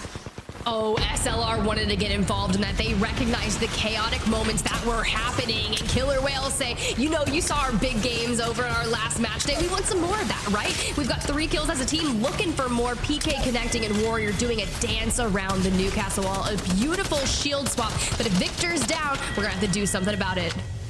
ZiPLina Mafia do fall, and that leaves Killer Whales as the last team on this bridge, the victors of it all. The last team to rotate in from Edge as well. Alliance getting an insane finish. Unfortunately, the second push did not go nearly as well for Unlucky. We'll see what Effect and Hackis are able to do. Beacon delivery does seem like the easiest thing, and right now, nobody's going to be pushing Alliance to actually take this out of their hands. NVMI SPS have a building with the next zone, and GoNext already in next ring, amped cover ready to go. Most worried about killer whales here because you have to cross that water. You've got SLR that's going to be looking immediately at you, but something that SLR is doing is actually laying their ground for the rotate. You can see one member carving that pathway. For Alliance in the north, you're going to have to contend, and you've already burnt your Gibby bubble. You're not going to have that for as soon as you get in to potentially reset. Killer Whales rotate in the same situation as Na'Vi were last time, just don't have the safety of their own Gibby bubble. They actually end up playing off of somebody else's, off of Alliance's to make it in, and Alliance are stuck on low ground, now trying to pull this same surprise play as a duo, and they'll pull it off. Killer Whales get taken by surprise, still turn around and burn 2 members of Alliance before Unlucky, who with this shield swap may be able to make a recover. He's got mobile shield. Alliance are somehow still alive. The fact that Hackis is 1 pixel away from being a death box, and we still get Unlucky, pulling him up there behind the rock. A nice reset for just the duo, but this helps you preserve the placement points. The question is, where do we go after this? You got NVMI and SPS that are duking it out inside the building. They want to be the king of this place instead of coexisting, but when you've got QPMS that is just putting all of those fences up, this is a secure position for them, and constantly having the Jenny unlock. All right, Graceful, I know you're happy. Eventually, NVMI is going to have to think about sieging the team above them, or at least defending from the siege that should come down to them, because they've got so much space up top to play. SPS and NVMI, you have to imagine they're going to be fighting with things like Alter a little bit later on. You saw some abduct attempts go down. Impulse, I'm sure, just waiting for the cooldown one more time to try and pull a few more of these off. But you don't want to be exiting the building at the same time, and in comes the abduct. The retreat immediately through. Hardeki held quite nicely. Alliance do seem to get back to a team of 3, which is huge for this end game here. And a care package. What is this plot armor they have? They are giving main character energy all day here in the EMEA region. Care package unopened right next to them as well. As soon as this Gibby lands, it's going to be uncontested whatever is in here. And Unlucky, seemingly unperturbed by the rest of the lobby, is bullying VC Go from the low ground. They did back them away for now. FaZe Clan looking to rotate on in. It seems they've found a spot. Nags, a peculiar spot for the Jenny, but we're going to preserve that for a while now. Potential climb up after we hit the Sky Nade. It doesn't connect for anything. Maybe a warning signal for someone to potentially look out for. VC Go, on the other hand, not faring too well as you see them dive on down, trying to prolong. But when you've got teams just staring you down... Wait, Nasky, that was dirty. Trojan out. Joining Endorse, SLR, and like you say, Trojan, VC Go do eventually fall. Alliance still on low ground. Just to give you guys a little bit of a teaser, in case you can't tell, in the upper left-hand corner, yeah, they are dead center of zone right now. Everybody has to come to Alliance. I don't think anybody wants to. Nobody's in a rush to do this. I'm good. I'll wait. If Alliance walk into the dead center of zone in one of these kind of performances based off of hitting a reset after their run-in with ZiPLina Mafia, this is what just makes a good team great. This is why they are exceptionally well when it comes to performing on LAN. It starts with moments like this in games. If they can convert this into a win, I'm going to be screaming. No Watson for FaZe does mean they tank quite a bit of damage and actually being pushed by Nova Gaia as Alliance go on the push again to take out NVMI. They are using these altar portals to just take teams down before they even know what's happening. Oh, FaZe Clan here. Now they're running into Nova Gaia. Taxington tries to open off the back here, but it seems like we lost out Synetic. And they just dip. I love this. Yeah, this is actually kind of interesting. Look, maybe they're looking for a better positioning for the long game here. They've already done enough to whittle the numbers down. GoNext are falling. It's Light, now Henchman, leaving only Kinda left to survive for the squad right behind FaZe. We're stuck between Alliance and the last member of GoNext. Hackis expending utility, well done inside the Gibby bubble, as FaZe Clan will fall first, and Alliance it's a matter of whether they get aggressive or not, because teams are dying around them. Just do you want to participate in it? Oh, they do. They want to. Now they're using the triple take to find a couple more as Novagaya is the next to fall into the top 4 on Dogs, trying to make a play here. You even have Kinda in the distance with Henchmen. They're playing off the back of those walls, but Alliance is in final form right now. They have been honed by all of the small mistakes at the start of this game and have made so much of it. Watch the altar portals out of Hackis. They have claimed so many teams' lives by suddenly jumping up onto the high ground. But Alliance have GoNext to worry about. GoNext, who have now recovered to a duo. It is Henchmen and Kinda, and maybe even a Rez. As no, GoNext will be taken down, and it is with the altar portal from Hackis. Oh, and it's Alliance v SPS effect down on the ground, but Hack is trying to connect from afar. Let's see, as he dives on down, finishes it on out. And what do you mean Alliance takes match number 2? You know, the craziest thing is that as we enter that last 3v3 between SPS and Alliance, I'd already written down Alliance. You knew what was Did you happening. really? Watching the way they navigated this game, it was absolutely stellar mid-game from Alliance, because their early game, let's be honest guys, was absolutely terrible. Whether it was their fault or not, I don't know. You can be taken down, it can be a little bit unlucky, but once you lose one, you lose another. Man, things were rough for Alliance. To recover that way is what makes a team like Alliance as great as they are. I know, as you pull up the match 2 results, because it's not even that it was just, oh, a good game, we recovered. No, that was a dominant performance. 18 kills, a win, 30 points. That is pure insanity, and something that we would expect from Alliance to not have had all those early engagements in the north go sour, right? This is a team that had to respawn 2 different times. And still ended up taking out, what is that, 3, 5, 6 squads, essentially? Almost a third of the KP. lobby. It's fine. Yeah, no worries, no worries. This is a team that, well, we said it earlier. If you are challenging for the crown, you've got to take them down first, and that seems to be a tall order. Really well played from Alliance, and again, mirroring their strat from game number 1, playing spots that nobody wants, but in sharp contrast to game 1, because everybody is so much closer together in Barometer, we got to see some insane playmaking and timing out of Hackis. I have to say, Tiff, it almost feels disrespectful what Alliance were doing to teams, sitting underneath them, and then suddenly popping up through an altar portal and going, well, we're 3v3ing now. Is a bet that you only take when you think your team has better hands. Well, also, as we look through these series results, I'm going to continue your point on, but I want to talk about this first, because after that 30 points, it puts them at the top of the leaderboard, of course, with a total of 40. Navi, Novagaya, Trojan, that's your top 3 from match number 1. They're still all right there, but they're going to need an insane performance or a level of consistency throughout the next 4 matches on our day if they want to challenge for top slots. If the Alliance keeps performing like that, there's only so much you can do for Killer Whale. 7th place SPS, that's the team that was in 2nd, fighting against Alliance. They're down there in 8th. Now, Dia, back to your point.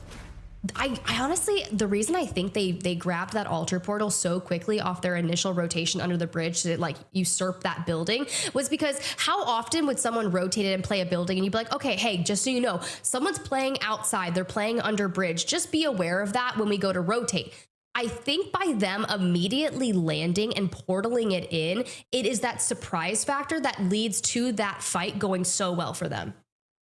Yeah, and it goes so swimmingly. It caught not just FUL, but so many other teams off guard. Even GoNext in those last couple of seconds. So Alter still on the table for game number 3, and it is very clear that that is a huge part of Alliance's game plan. Ooh, well, I can't wait to see more Alter gameplay from Hackis and Alliance like that. But of course, that's going to be coming after the break. So we'll see you guys on the other side.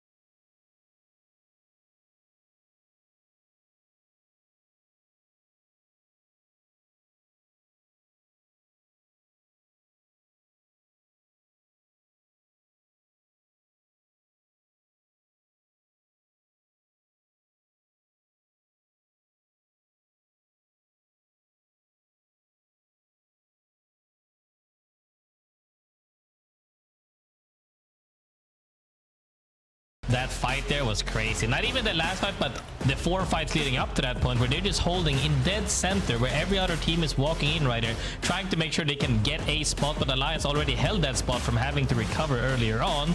Now coming down to a 3v2 without knowing it as well, and they close out the game. Just phenomenal fashion. A typical Alliance game, and we see them, they're kind of the sleeping tiger, I guess, for the first couple of games and then exploding at you for the last 3 games where they normally just take over. Did you know that 30 points there, like I always like to say about consistency, if you have 5 points average, you're in top 10. If they only played 1 game today and it was that game, they'd probably still end around top 10. Yeah, and I mean, this is a team that is not in danger of falling outside of the top 10 in any way. Not even in danger of not attending Japan. Alliance, they're going. It's a matter of what shape they're going in. As we move into match number 3, though, with Newcastle now banned, how much do you think this changes Alliance's game plan? Because they've been using a lot of Newcastle, but it was the altar that really defined their game number 2 for me. Yeah, I mean, a lot of the times it changes up a little bit differently. They could go with the way of crypto. They could go with the way of, like, already most people don't tend to swap Wraith early on, but they could go with the Wraith. They could go with the Ash. It has to see. I believe they locked in crypto actually. So a lot of these teams, it depends, because the first ban Caustic, people went for Watson. We saw fences absolutely everywhere where you're just swapping, like you're swapping essentially the anchor role for another character doing the same job. But now that Newcastle is banned, they're opting for, as we see here, alter, crypto, bang. So essentially a double swap to a degree, where now the strategy becomes a little bit different, but the alter plays are still the same, but this actually amplifies the alter plays, because now you have crypto EMP into the action. You get hit by the EMP and then TP in a good fashion, you're gonna get wiped even faster. And this composition, funnily enough, has a lot in common with the way that Na'Vi have been playing, just replacing the Maggie for Alta, the ability to make fast plays with the ability to make them hit particularly hard. Now, Alliance don't have a whole lot of safety with this composition. No Gibraltar, who was not banned here either, so they are going to be playing a lot more aggressive. It's why I love their positioning up on ZiPLina Mafia up there. But to think about where we're going ultimately, I can't believe we're going south again. I can't believe we're pulling right on top of Nova Gaia again. I mean, one of the repetitive zones once again strikes here. Yeah, nothing new for me here. I think that at least now we'll see if they're playing a little bit more disciplined. I can't tell if they have the beacon or not. If they don't have it now, they might play more reserved this time to see how that fares, because they did manage to get back in, right? But sometimes you're not that lucky, and if that's what it takes, then you might have to have a little bit of ice in your stomach to where you're slowing it down a little bit before you decide to do any major plays. As they saw the same macro player again, Passion already flying in, I believe they're now already ahead of the time and say, hey, it's probably pulling somewhere next to us, let's just chill for now. Yeah, Nova Gaia, they played last game, right? So you see how last game went. You see the amount of people that piled into Zone at Barometer. You know that this is probably happening again. And you're almost getting a little bit of deja vu if you're Nova Gaia, thinking, okay. We don't have to go to Pylon. We don't have to go to Coastal to get a ring scan, because we've seen how this played out. We saw this played out last time, though, with Alliance and ZiPLina Mafia taking an early fight. Let's take a listen in with Alliance to see how they're approaching it for Game 3. Yeah, he's on the rock here, I'm looking for it. 80 on him. Okay. One far right. One gets He's there. on. I think we can shoot him, in fact. Maybe. Yeah, I'm killing left, yep. He's one, he might die. He's literally one HP. Tipping out. Fuse one. Fuse that, get Nice. full. Getting full. Wait, how close is TP? Do you see Huggins? No, in building somewhere. Might be here. Is it building? No, Yeah, it's closer. He Okay. you. Okay, let's go over here though. He's running away. He's running away. Head running. They're not rushing. He's gonna go cannon. Yeah, they are. I'm shooting. I didn't show TP, by the way. Perfect. 6-5 on him. I'll throw over here. Just chase. He's 130. Locked in. Balloon, like balloon maybe. Hey, it's on me. The other guy's one. The buff on you? Is it roof? Yeah, one roof and one cannon on me. One roof, one cannon. Coming. Okay, go on the back. Stop. Dropping. What speed? That. Nice. Nice, lock picking cannon. Don't kid. Already took Yeah, it? it's 6-5. He's always been there. No! You fucking shit Carlos! I didn't kill him! He won! Literally won! No! I hit his leg! Fucking Narnia, man. Bro, I hit his leg. If I hit his fucking chest, he's dead. No! Sure. Fuck this. I mean, we didn't see them fight last time, but we definitely saw how it played out now. The thing about this meta as well is that when you have so many strong weapons like the Peter, like the Scout, like the Bocek right there we see as well, is that you can die almost immediately. Alliance took that very clean this time, where they just got escorted down, got the thirst. Even if they ran away, they were still chasing them down, got 2 of them. They're more than happy with that, because this also goes to show that Alliance had a huge game last game. ZiPLina Mafia, however, might not feel as comfortable as Alliance, that already has so many points on the board.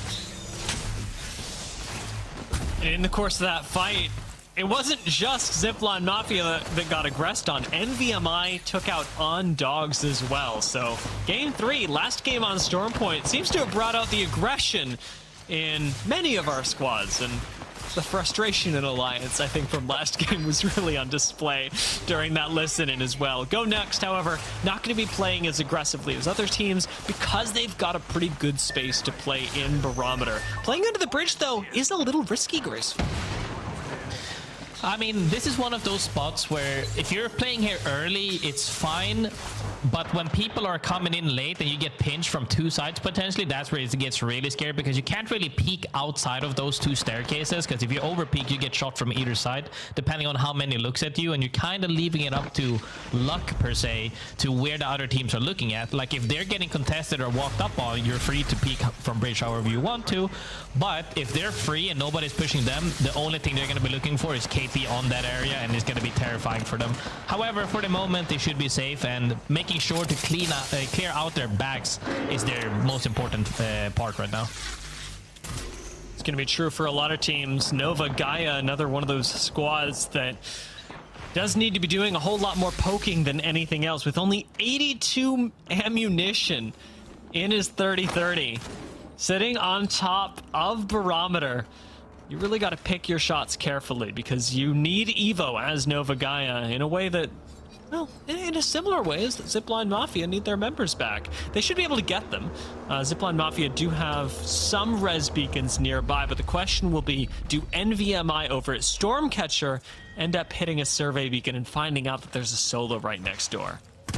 This is very scary as well, because 13 points is solid. They're 7th overall, but if they fall early here now, where they can't get a proper reset off, that means that they're 3 times behind Alliance current points right now. Alliance is sitting right there on 42 points, and the zone is pulling south again. A very comfortable rotate for Alliance, as they won the previous game in Barometer, honestly around that cannon zone again potentially, and they're going to be more than happy with that. So we'll have to see if the other team can make do right now. ZiPLina Mafia looking a little bit in a rough spot. However, looking in the dead center of the zone, all the teams we saw earlier in the previous game are looking to have and hold their spots. They might have been switching things up a little bit depending on how it pulls, but we saw the same macro essentially from the previous game from most teams.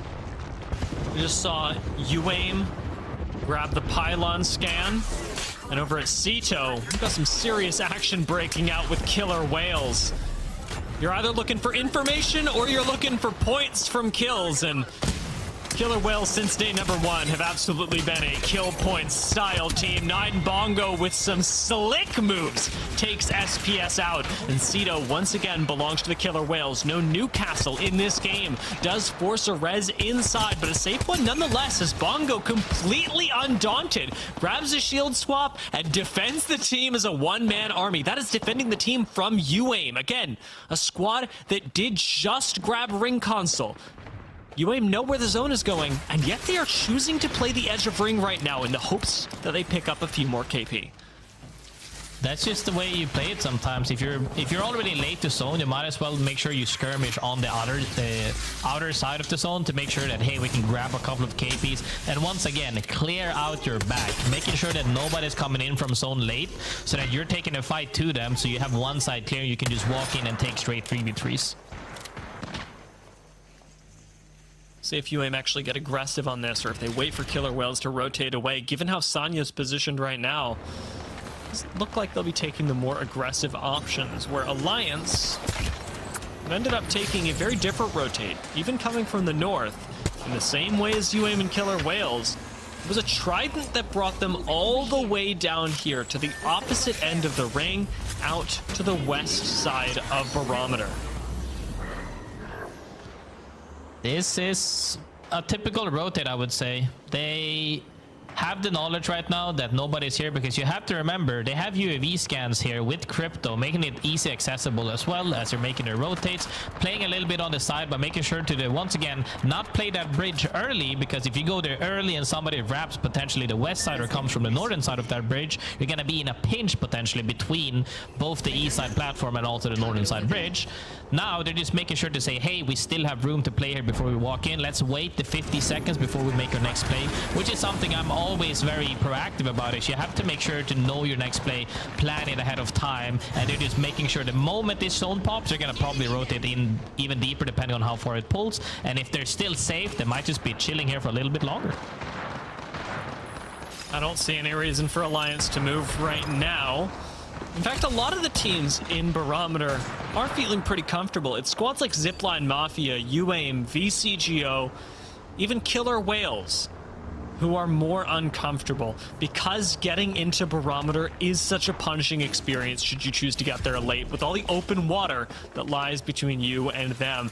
This Killer Whales scan, though, could make things a lot easier. In fact, this is the same scan that Alliance were able to hit on their way in. Now Killer Whales, unfortunately finding out that Alliance have occupied yet another spot, may still have a chance to secure themselves some safety underneath the bridge. Fighting with UAIM could happen. You saw that bridge I was talking about, why they wouldn't go there early. Now a team lands there, Killer Whale is behind them, FUL is right next to them, and Nameless is in safety in the egg. So now it comes down to Alliance. Where do we want to play? They're most likely going to play on that west of Endorse, or potentially northwest of Endorse, by that cliff rock. There's a really good spot by the water, by the rocks. So now they're probably going to look to potentially get a few KP even before they make the rotate in. However, I believe it was UAIM right there in the bridge getting pinched, is not in a good spot as Killer Whales is starting to angle them, but FUL also not safe in the building anymore, are gonna be looking to walk in potentially. Whales got to play this safe. Importantly, have to avoid getting third party. And another getting shot in the side by Alliance, and King Victor with the Spitfire tries to take the 1v1, but it doesn't quite work out. Max shuts that down very quickly. Leaves Killer Whales. Now it's just a solo Max. One-man army for UAIM has pushed Warrior all the way back behind these rocks, the last member of Killer Whales, before they eventually go down, leaving us with 16 squads left. Alliance do retreat, not pushing up too far on this, but it's gotten them a little further, as Nameless are going to jump right back into their nut building as well. So yeah, Alliance even got a KP right there in the kill field. Nameless very happy here as well, sitting in that egg, more than comfortable, looking to see if maybe Aimbot can grab some kills on that Wraith. Max Wraith and the guys holding that bridge did really well holding it off. One almost went down to King Victor's Spitfire, but immediately got swung by double PK shots and down the second guy. Very clean play right there, making sure that you swing something together. Like I always say to you, you gotta hold hands with your teammates. Go. Certainly got to do that if they decide to take this portal, and even that I wouldn't necessarily advise. It does seem like a lot of people were looking at this, but Muralj is going to take this anyway, scouting out himself and going, you know what, actually I trust you. I don't know how that wasn't calmed. I don't know how it wasn't calmed. This portal is not safe. Do not take it. And now actually we'll have to see here, looking at that zone earlier as well, it is a very identical zone around the cannon in the water. I believe we're gonna see a lot of fighting happening here from the eastern side when this next zone fully closes, as well as VCGO already looking to engage on the bridge, but gets caught immediately by what we saw before. GoNext kinda finds that cheeky angle now, as Morel as well is trying to walk his way in. Light is throwing frags, but they're making sure to stay tucked in that staircase, which is what they need to do, as they're just looking to clean up this fight potentially, because they need to clear their backs out, and they are looking for the kills in the water as VCGO gets eliminated. Rotate completely scuffed for VCGO. Had one shot, couldn't quite use it with the rotation from Wraith not working out for them. Alliance, however, pushing their own rotate luck, are fighting for the bridge up against NVMI. Alliance taking their time, scouting ahead, seeing that they're not in the zone, making sure to scout properly before, I believe the drone is destroyed, so he's not scouting by drone per se, having unlucky walk up potentially with those smokes and effect as well on that cheeky altar, making sure to see if they can find anything. They're just waiting on drone right now though. He's about to go into here to scout potentially deeper, trying to poke out whoever is playing under the bridge right now. Here comes the drone now to see if they can scout ahead.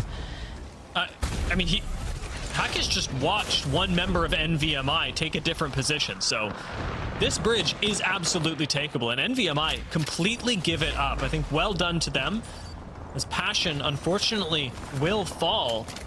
It's SLR that collect an even better position off the back of it. GoNext right next to SLR just off to the north, so another fight brewing in their future as UAIM and FUL fight for the remainder of the bridge off to the west.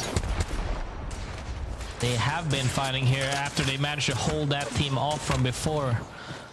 The little Spitfire team, but now they're looking to make a play. Even though one of them is down, the other team is looking to reset as well, as Artico is stepping up with the PK, hitting a fat pump, and then gets the down there actually by Slab. Wait, Slab also goes down right there. Strafe gets the beat out as well. Perfect down for them. They got 2 team wipes so far, I believe. As GoNext as well. 2 downs on them trying to reset. I believe the other team is also making sure they can't right now. SLR is trying to wide there with the car to disrupt them. We'll see if they can get the reset or not, if they get dropped, I believe, on. SLR really want to commit to the low ground, finish off the kills, but aren't really able to. Light escapes around the corner, although I believe he's spotted. Altar Portal not going to work out for GoNext, who do fall in 13th, their lowest placement of the day. Barometer explodes into chaos as UAIM, Trojan, FaZe, Pot, and Endorse are all there and will not be for very long. UAIM, the first of those to fall. ZiPLina, Mafia joining them. What could be looked so next, right for a face look at right that there duct. was actually crazy. No, they were full on and they got Krabered and then naded. Well, in 2 seconds, it went from yay to nay. Nova Gaia really yaying right now. This FaZe will fall. And Nova Gaia playing a very similar game that they did in game 1. They've finally gotten their Evos back up, on blues at least, and close to purples, as Na'Vi wait on the low ground. An alliance reset on this western bridge they fought for. They do get a clean reset, actually, all because everybody is fighting for that egg right now. That side that we saw earlier, the bridge into egg, also the northern side, have to be fighting right now. That Bangalore ult will also buy them some time as they're all fully resetting right now. All they need to do is hold this area off, work their way in towards Rock, but we see Hardeki right there with Kazak as well, and we see Nasky and Taskmaster right next to each other. A huge fight on the east. They're gonna have to 3P something to look for anything because all the spots are currently taken. It all comes down to a good timing, potentially 3P from Alliance side, but now Endorse managed to take the platform right there from Kashira, and they are more than happy with this. Nicely looks for picks with the Peacekeeper, but Trojan come up right behind him, forcing him to play this knockdown shield, a very awkward spot. And Trojan, almost getting outplayed in the bubble, still managed to take out Endorse, who joined SLR and Nova Gaia as the squads that were most recently eliminated. Pot start challenging for Trojan's position, and Alliance, you know it, they're waging war on the low ground, eliminating Nameless and playing inside the Gibby bubble they just took by force. I mean, when we talked about timing, they came right there with the 3v2. Oh! As Effect 1 max 9 names as well with that R9, showing that PK isn't all what it's about. You can also play the R9 if you're a god like Effect right there. Huge one clip as he's looking for Kazak on 1 HP and gets that down as well. A quick shield cell, not even time for a bat, but Alliance have got more than enough space to play with. Effect continues with this R9, this time not just threatening, but taking the altar portal and forcing a trade.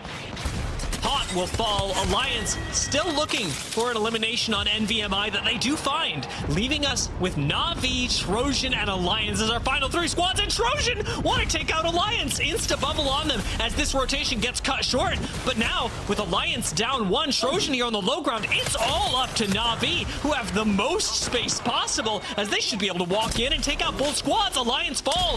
Uchako on the lifeline of all legends lands the last couple Peacekeeper shots, and with Nono the last one standing, it's looking like another Na'Vi win on Storm Point.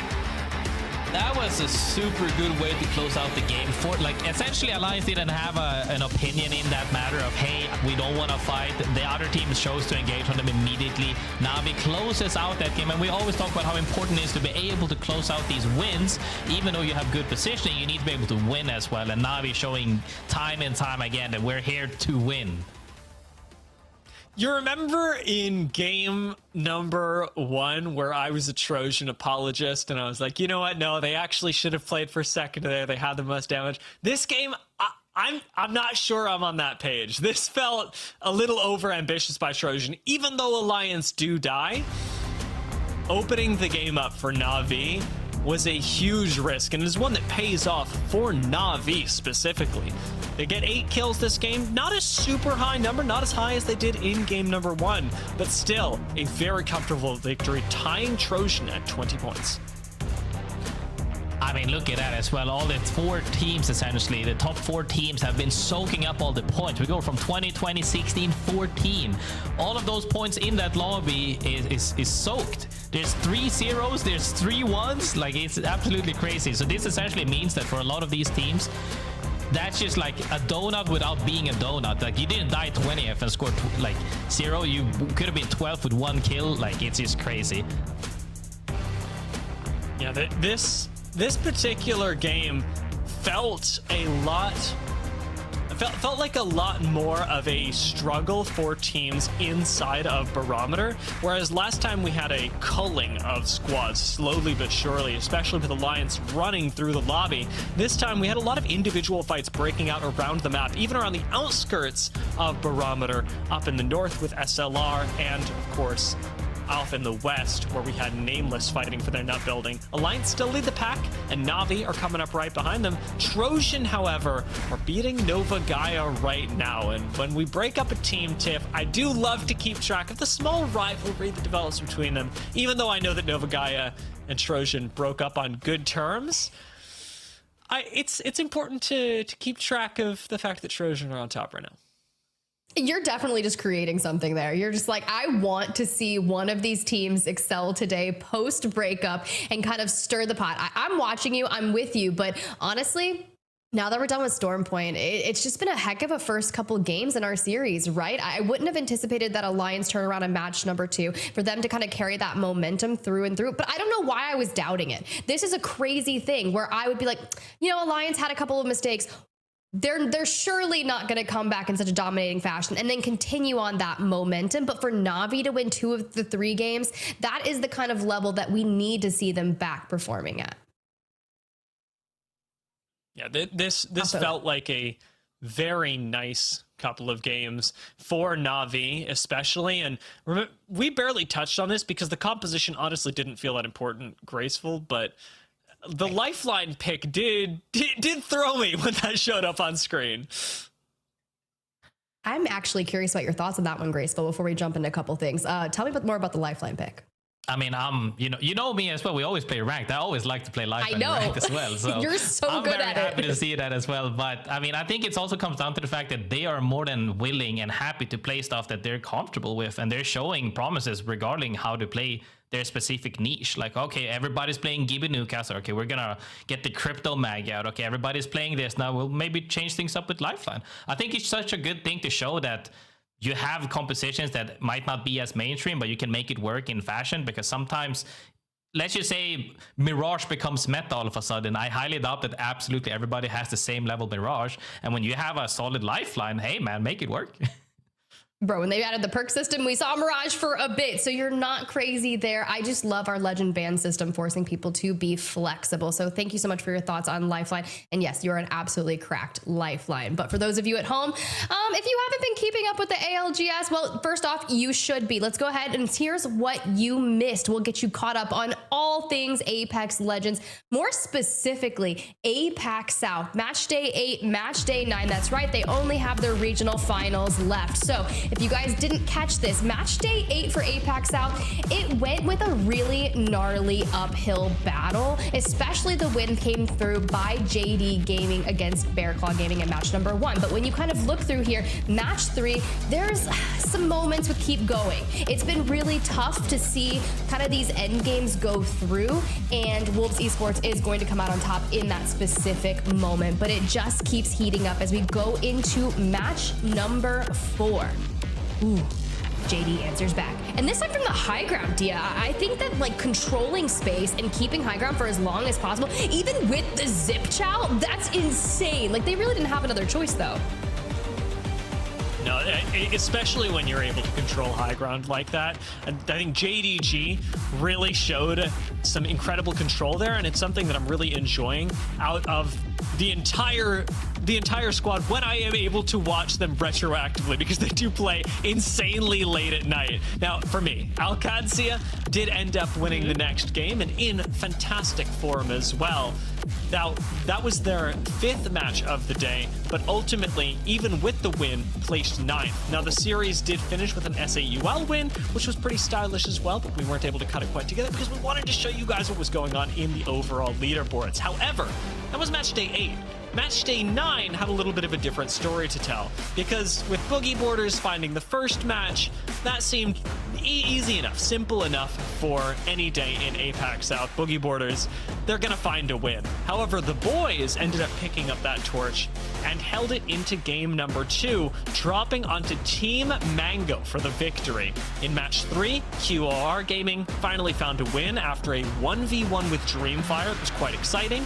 And if you're wondering where Gen G are, why we haven't mentioned them yet, well, they waited till the back half of the series to make their impressions, finding a win very soon afterwards in a fight against Dreamfire for a match 4 win. Match 5 was the big win of the day, with ALGS Pricey closing the match and getting the win against Gen G with a Kraber headshot. And then match 6 had an SAUL win again.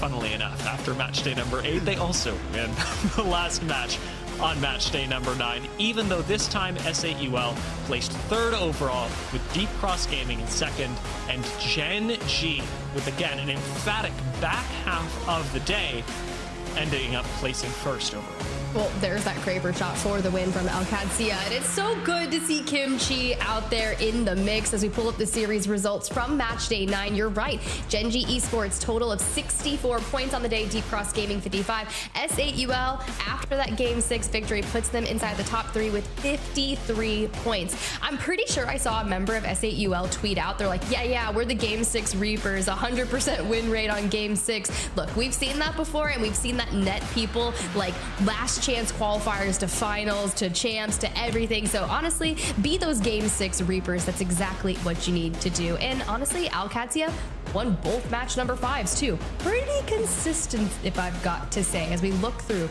the overall scoreboard here, Graceful. I mean, now that we see the actual lobby, which is going to be the finals right here, we see teams that we're more than familiar with. You just said SAUL as well, Gen as well. We see Dreamfire as well. We see so many of these teams that we have come to know and love. ALGS as well. But you know what the most thing, like the biggest thing that sticks out to me in watching all of these highlights from region to region, right?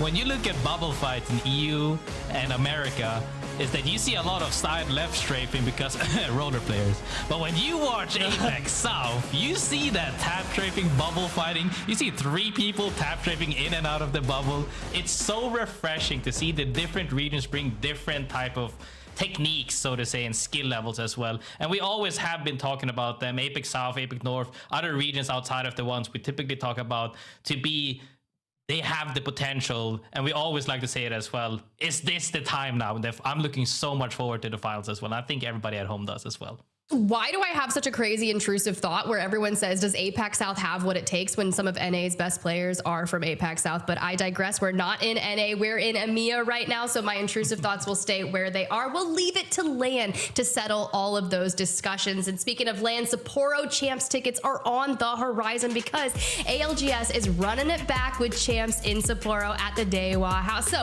we want to give you guys a bit of information on where you're going to be able to find those tickets and get them locked down for the big event. Ticket sales will be live next week on our ticketing partners website, Zyco, on October 11th, 1 a.m. PT, 4 a.m. ET. A lot of time zones here. Okay, I'm just making sure you know where you need to be. 5 p.m. JST, which is actually also going to be live during the regional finals, the first one of Split 2. You can find more information, of course, on ALGS's website, where they have the Year 5 Championships page. So go see all the latest information about Champs there, from tickets to updates, exciting news, and more. And as always, I hope to see you guys there, because if you didn't go last year, it is definitely, you'll have a little bit of FOMO, so make sure you get those tickets so you don't have to experience it like me from my couch crying. No, I'm just kidding. But it really was something super spectacular. And if that's not enough Apex Legends for you, well, guess what, guys? We've got some more. We've got the lead up to ALGS Champs with a really fun tournament hosted at the Red Bull Legends Inn. That's right. It's back. It's returning. Year number 2. It's going to be one of the most exciting things. It's returning December 5th in Chicago, Illinois to the Godfrey Hotel, where 19 teams are going to be competing live in an Apex Legends Duos tournament for a 25K prize pool. Here's a little video, a little sneak peek about what you're going to see. Yo, nobody does it like us. The unstoppable, the unbeatable. Are we here now? Let's get it. We've taken over the Godfrey Hotel. It's different, it's unique, it's nothing you've ever experienced before. The room was pretty sick. I hope all the competitors sleep well after we kick their Let's get into it. Let's do it. Let's rock it. Are you kidding? Everybody's dying the zone. Get fucked. Crook goes down and Timmy and Hal. I mean, that was insane. It's Timmy's Legendary Lather, the soap that brings champions to life. Oh my God. So, live in the Godfrey Hotel. Oh yeah, that's tough.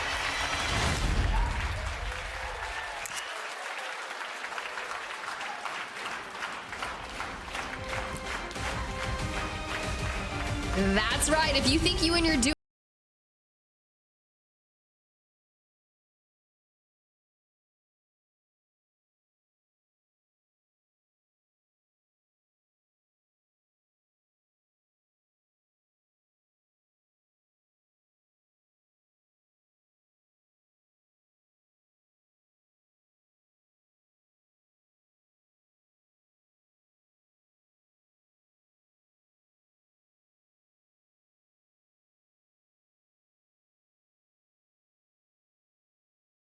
but I might need some of that soap they dropped in that video. If it makes champions, Dia, I think I need some. Did you not see it?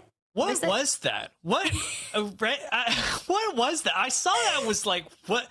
We're making Timmy soap now? What's going on? I don't know what happens in Chicago.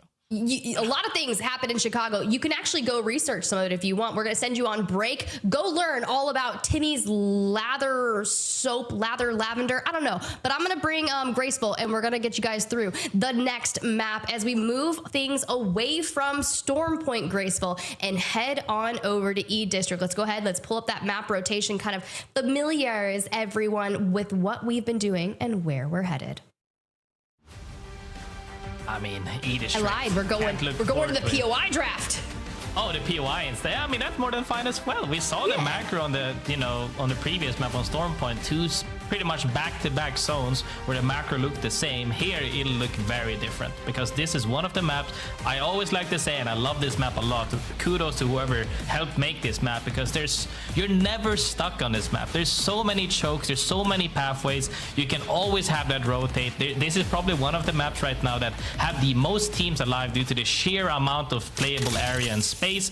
As we already see teams like Navi are looking for that beacon knowledge right there to see where does the zone end up going. It's pulling northwest actually, right next to Alliance who already had phenomenal points so far on the leaderboard.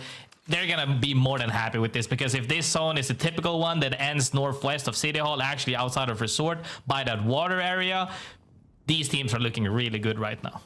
Yeah, this is going to be a really fun one, and the majority of E-District maps that I've been able to cast over on ALGS have actually all pulled towards this vicinity, so whether it's a curse, whether it's main character energy for Alliance, we're just going to have to wait and see. Now, knowing that we do not have Alter this game, it's kind of cool to see where a lot of people are pulling from. Of course, Wraith is going to be one of those that slots pretty much perfectly where the Alter was remissed for Navi. We saw them at the top of the show. Your 2 out of 3 game winners grab that ring console and they're full sending, looking for playable space. Are they going to land on Nameless? Will they go somewhere else? Yeah, most definitely. One of the fun things that we see here as well is two teams that have been performing exceedingly well today, Alliance and Navi, still sticking on that Crypto. I was always a big fan of Crypto as well, as he had such a high potential regardless of all the metas. Even if you discount not having the need to EMP just Gibby bubbles, but just Watson alone, always had a huge value, and it's fun to see teams picking him up and having that good results as well. It is kind of interesting, especially just, I can always acknowledge an exceptional Crypto player, but in this day and age in ALGS, you cannot afford to have really any legends that you play mediocrely. Like, you have to be able to have such a talented legend pool where it's like, hey, if we need to adapt on the fly, I need you to be good on these 7 legends, so as things go through. But for ZiPLina Mafia, love that we're getting a good check-in here with them in game number 4 to see how they're going to navigate towards the northwestern side of things, especially with, I'm not going to say the drama that they had going on over in Northpad on Storm Point, but at least the starts here for them are much more simple than what they were experiencing on Storm Point. Let's check out. Yeah. We shouldn't see any teams really brawl for anything early on unless you run into each other on specific macros, like running into the same choke. And even then, that doesn't always have to conclude in a fight because, like I said, there's so many pathways to take. You're not really forced to fight at this point. And even when you walk into Zone 3, you can still have enough, more than enough space for every single team to stay comfortable, not needing to play on top of each other. So we see a little bit more orthodox play, I would say, from Nova Gaia still, as we see both Kashera, and we also saw earlier as well from Trojan with Nasky, looking to have that normal rotate in with that macro, as we see typical Alliance fashion though, not shying away from a fight as Hakis eats a lot of damage, but Unlucky ready to back him up right there. When you play this comp, when you have Effect and Unlucky right there on these two characters, always will have your back. Definitely will. Keep an eyes out. You got the survey beacon just ahead. And I think if we just kind of hold down the fort here, mind you, we inherited an exceptional zone based upon where we're landing. So teams that are looking to rotate in from that Blossom Drive area, maybe trying to play off those scans, Hakis, based on their performances from the first 3 matches, they may look to kind of leave their starting position and take some of these earlier engagements to really pad their stats, especially backed off the confidence that they've had with that. I believe even just 3rd place is like 15 to 20 points ahead of the rest of the lobby. We have seen that massive point sponge, and it's due to teams on the top just looking to absolutely fry on out. So GoNext, you see Alliance coming towards you and you're like, nah, I'm not ready for this just yet. I think we want to focus on the long game, especially when a lot of teams are going to be alive towards the end. Yeah, most definitely. And even then, you know, that was kind of terrifying from Alliance side of things. They were triple white actually, running into both double blue and 1 purple. They still dipped. Definitely goes to show the confidence that, you know, that they're willing to risk it for the biscuit. But now NVMI, however, looking really solid on top 4 right now, playing that typical 9 imps on that Wraith, as I have fought him many times. Hardeki on the Watson normally has been playing the Fragger role, or like the IGL typically on that Wraith specifically, making plays that we have known him and love him for. However, 9 imps leading the charge right there, making sure to IGL properly with that character that can get in and out safely. Yeah, I love that you highlight that, because you're talking about just kind of what we've been seeing, but Kazakh is so good on the Sparrow, right? So as soon as he breaks into that character, likely going to stick with that. I don't see that one being banned anytime soon. As I look through, I was correct. We do have a tie between Wraith and Watson, both at 15. So we'll wait and see which one actually gets evicted on out of here. But for Trojan, who have made it into the top 3, Dia earlier, Graceful, was asking, no, Nasky Kiner, can Nasky the IGL get us to these epic end games and these powerful performances when we're not rotating nearby where we currently are? And they're kind of down there in that mid map, so they don't have too far to go from draft point, but it's still not going to be easy. You have a couple teams to go through. I think they're more than happy with where they are so far. They have been playing really well so far today. They got, what, 39 points in 3 games. They're more than happy with that. That shows the macro has been working so far. And as long as they stick to it, they're going to keep that positioning, potentially place even higher depending on how the lobby plays out. So I think they're happy. Ooh, but ZiPLina Mafia elect for a nice portal play.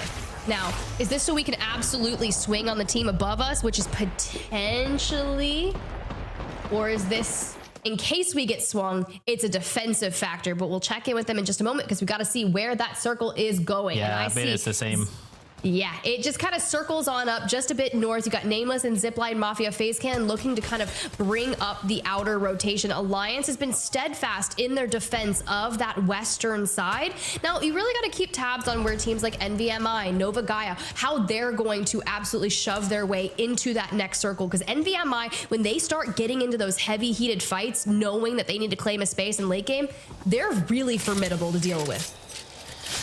The really scary part is that Endorse and Killer Whales were right next to them as well. Those two teams are definitely ready to jump in on anything that ends up happening on that southeast side. However, Zone pulling typically towards the water area right there, not really in towards the building, but more so in the water in the open area, as other teams are looking to make plays as well. I believe now we're gonna see GoNext make some plays here. I would like to hear what they're thinking, because if anything, the best thing comes from their mindset. So let's take a listen in with GoNext right now. Survey beacon there.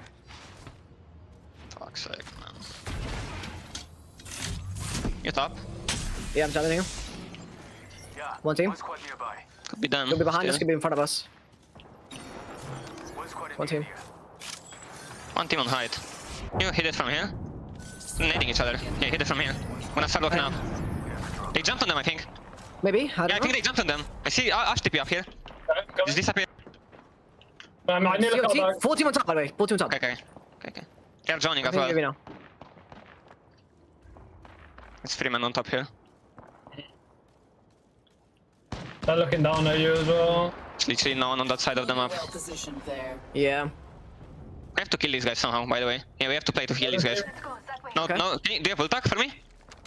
No. Hunch? No. Okay, I have to get my ult by shooting them. 2 Oxen for my... Do you want to move up closer, or do you want to just keep poking? I need my ult to kill them.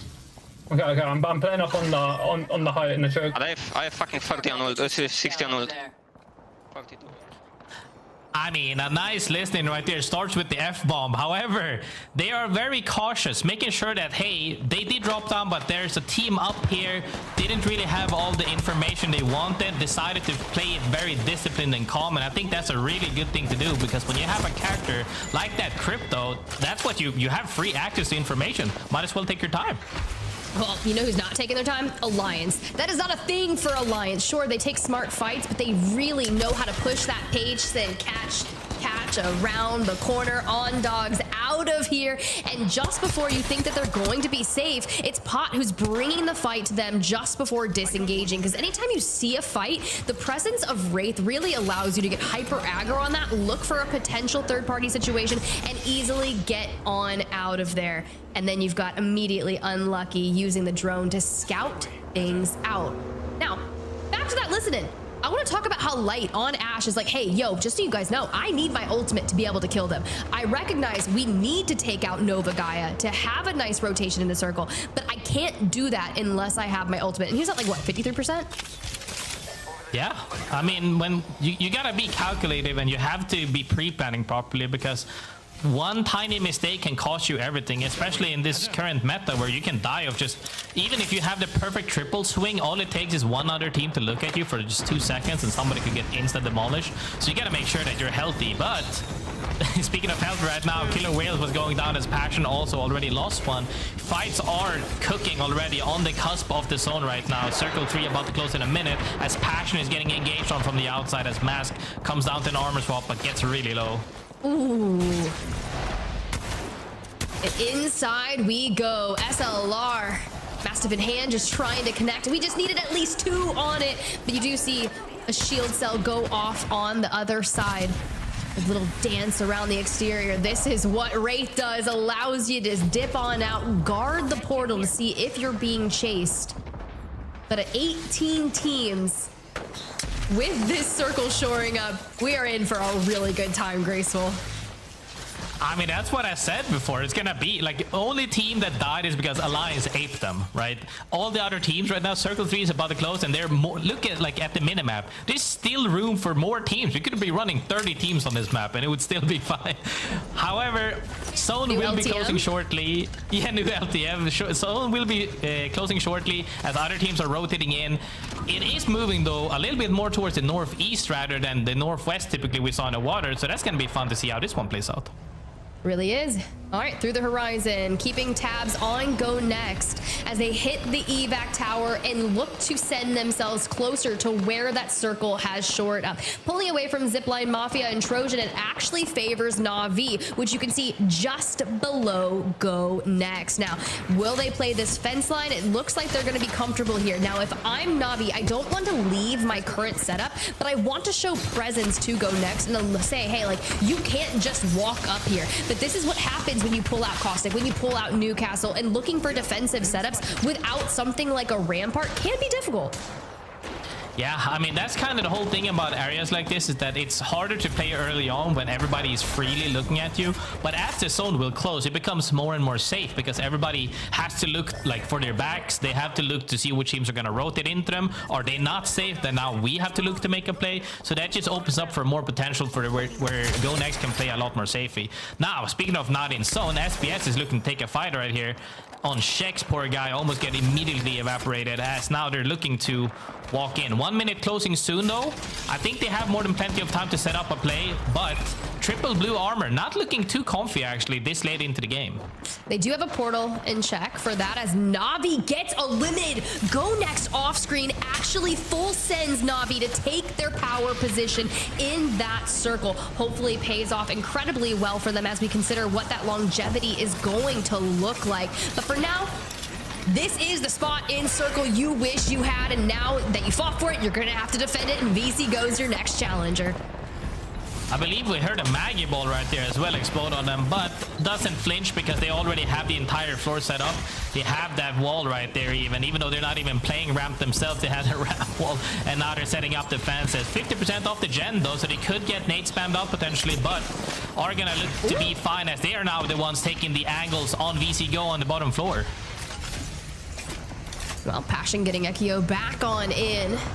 Crazy that Na'Vi falls this early on because it's really putting a thorn in their perfection of a series that they've had thus far, winning 2 out of 3 matches. Can't keep up. Could have made it a 50% win rate. Not going to happen here. For Alliance, they could create a 50% win rate if they take a match 4 win. And for... Oh my God.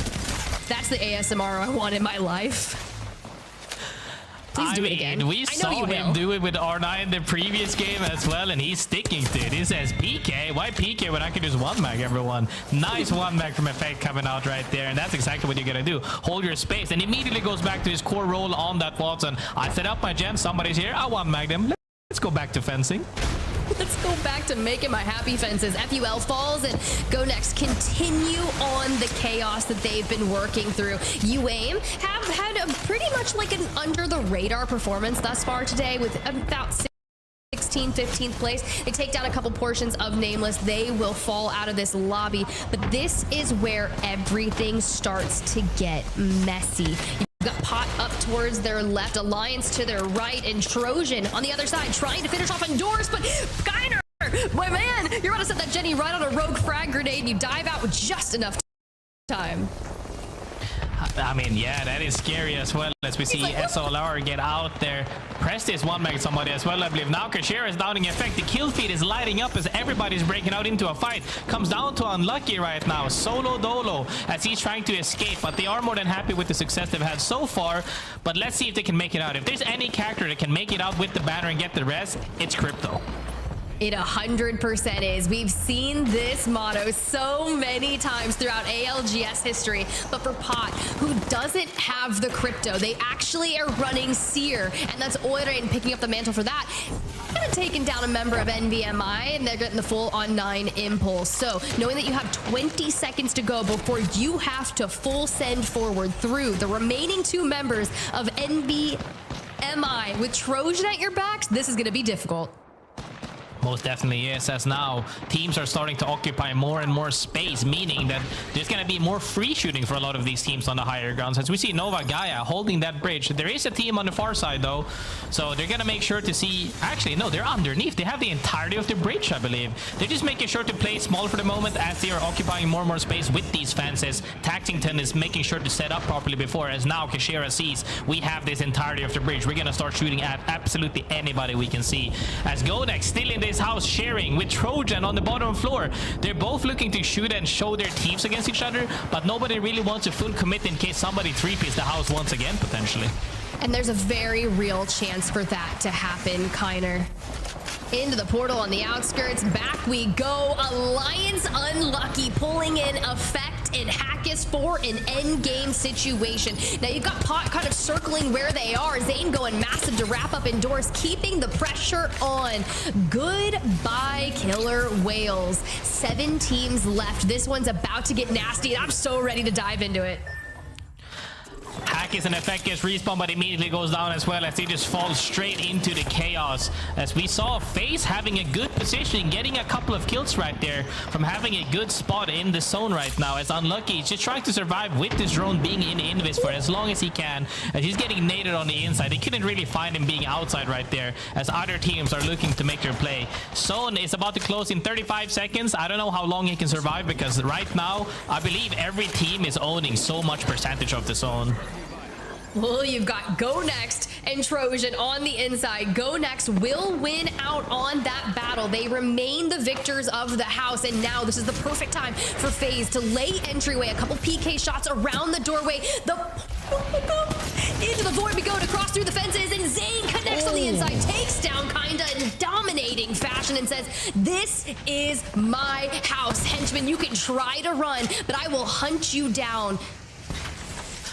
That was a nice one mech. FaZe through, taking that front line, really going straight through and fighting immediately so his teammates can also follow up on that. Can't find the last person, ran outside and hiding. Now, however, Zane accidentally finds Unlucky in the water, but he goes down to get 2-pumped by Unlucky and Thirsted. The armor swap comes out and Synectic gets that kill. However, nice KP though for Lucky.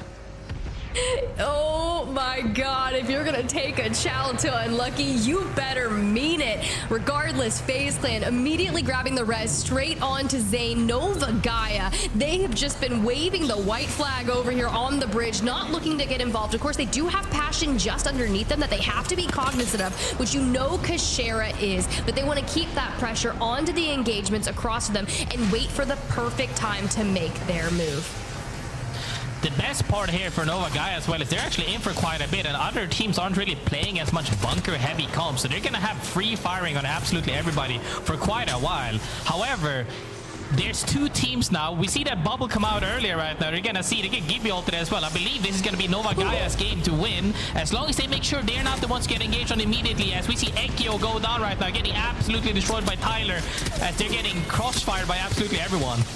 Goodbye fences. That EMP is so important. Passion has been disintegrated, and it's an all-out brawl in the open water. Tyler putting on a showcase. Nova Gaia from the perfect position, like you mentioned, to the winners here in game number 4.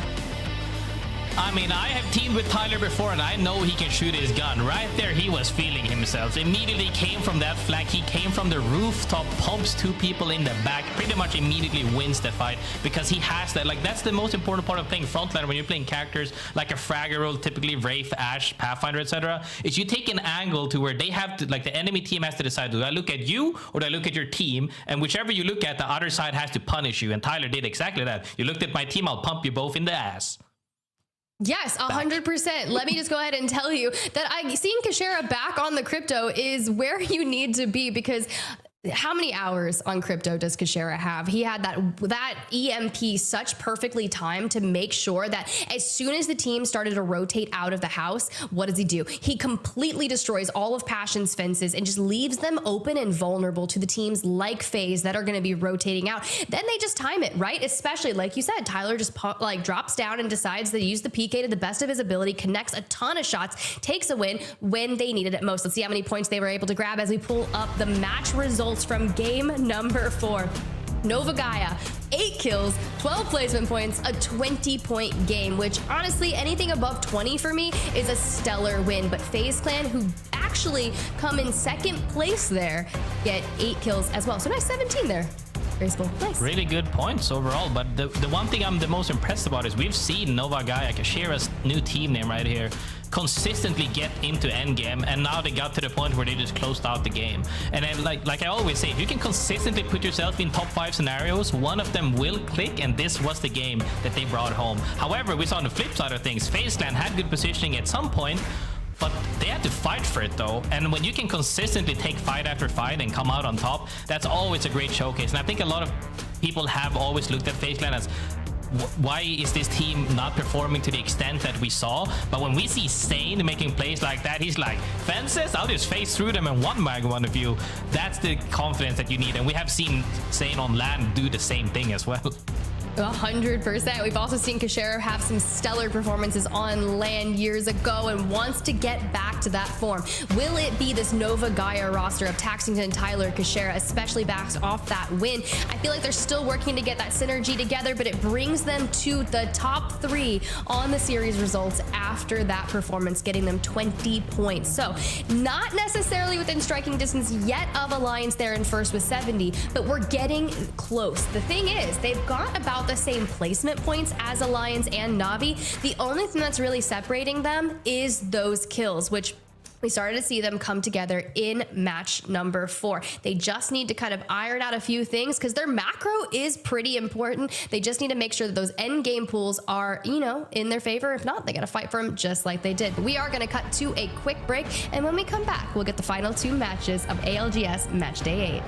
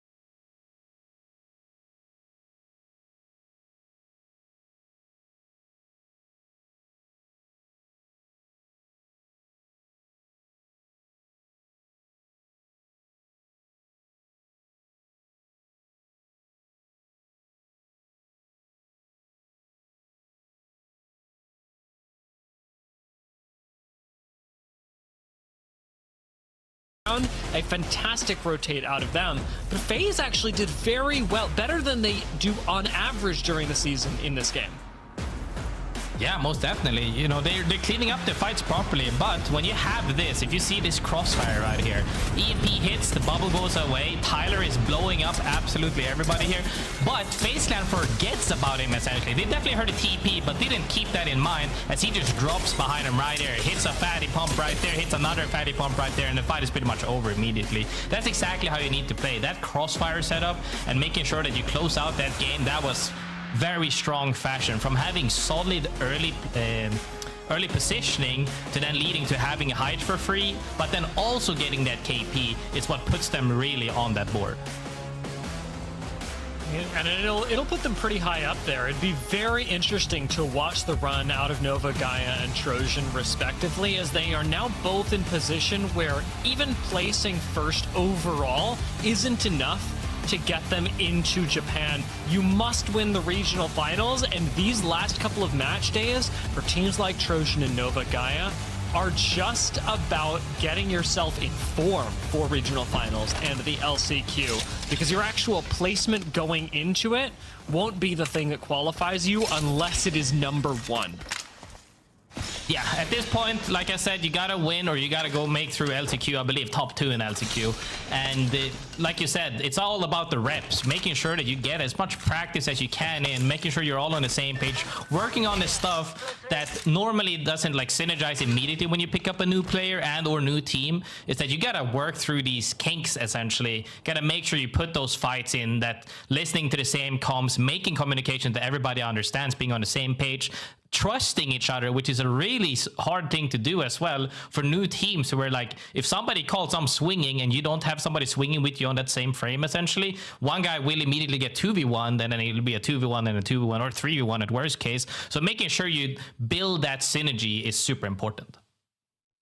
And like you say, synergy, trust as well. We saw Tyler really demonstrate that last game, or Nova Gaia demonstrate that in Tyler, sending him to play the roof alone. Now, you're going to have trust or maybe faith in a different kind of way during the course of this game, because this zone is an extremely awkward one. Even Pot, who are trying to make it in through the north side of Energy Bank right now, have fought up against Passion really early, but to make it all the way down south of Energy Bank and then decide where you actually think this zone is going. Are you going draft point? Are you going Energy Bank? Are you going neither? Where is this ring pulling is a big question. Here you've got to have faith in your IGL. Looks like it could have been southwest of that potentially, but Trojan in a fight though. Nasty goes on early as they're still getting engaged on. Nate's coming out on counter as he gets sprayed. I believe Nono will probably look to play his life for the moment maybe, as they are trying to stabilize. The ZiPLina Mafia still aggressing despite having 16 points on the leaderboard. Currently game 5, are still not letting go of the gas pedal, and it's good to have that confidence, but they're also getting engaged on by other people shooting them right now. There's just way too many people in this fight for anyone to keep track of. Even Trojan, who, granted, in all that chaos, might end up being able to pull off a res. It's UAIM that are the ultimate victims of all of this, as they will fall to VC Go. And ZiPLina Mafia and Trojan are both struggling for a reset. Yeah, Trojan struggle no more. He struggle no more. They do get eliminated, so they don't even have the choice of struggling or not. As now though, FUL is also looking to make play. Beamsy with that RE45, which has been, I would definitely say less common now, especially since the choke PK, and then people are still running PK, but we also see some people run the R9. Nice to see that weapon still getting run. Yeah, especially in the last couple of games. R9 never completely falls out of favor with a select few.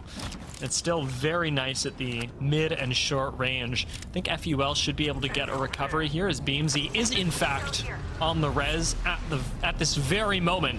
And Passion, playing around the south side of Energy Bank, are still looking for a fight, which is kind of weird because we are basically center zone, where you normally see teams calm down and not fight each other, and Passion don't seem to care at all. They're just saying, hey, we need a bunch of points right now. Let's just make it happen, as they just take a floor, making sure to set up properly with that ramp Gibby bubble. It's very nice. Bubble immediately set up the walls. Now you have a spot to play. However, is that a spot that you potentially want to hold for as long as it did? Is it because they're not sure where the zone is pulling?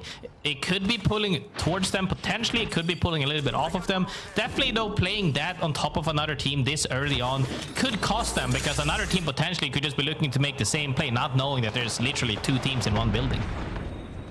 Nameless is now fallen, as we see an attempted 3-2-1 on Alliance that I don't believe goes their way. Passion, again, continuing to get aggressive inside these buildings without a care in the world. They might have dropped Mask, but it does not stop Ekio, who pumps the doorway a couple times and then backs off to try and get a res onto Mask. Shex is going to slide in here. Nice bubble play from the low ground to get the res and provide Shex a little safety. And there go SPS. ZiPLina Mafia may choose to continue this fight. It's honestly entirely likely based on what we've seen so far. Another thing that's very likely to happen as well is Alliance getting more KP, as they already got 2 more KP on 73 points right now, looking to solidify that first place for the day is what they're aiming for. So if they can keep up this form, I don't think any team can contest them potentially, so it's all up to the other teams to soak up as many points as they can or wipe Alliance early. But if they let Alliance keep going like this, there's no stopping them. Oh my god. They know exactly what Ondogs need right now, and it's a chance to reset.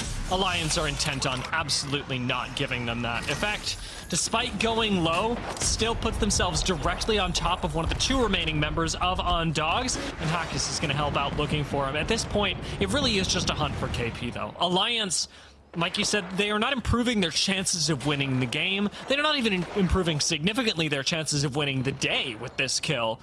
This is just Apex Legends and comfort Apex Legends for Alliance. I mean, they're really showcasing that we are a step above other teams in the region, and that's why they're internationally considered like a behemoth, right? They're considered one of the absolute best teams in the entire world and have been for quite some time, coming out of this region, showcasing why they're just that strong. Not only are they showing that case that strong on several comps, they're also showing it literally in different playstyles, from playing zone early to, or mid-speed even, to straight on just running at people at edge right now.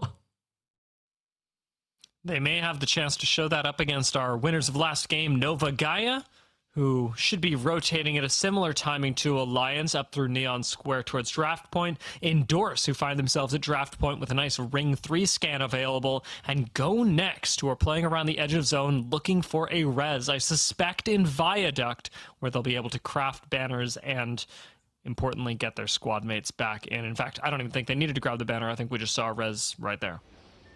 Yeah, a lot of teams are managing to reset on the cusp. However, 15 teams alive right now.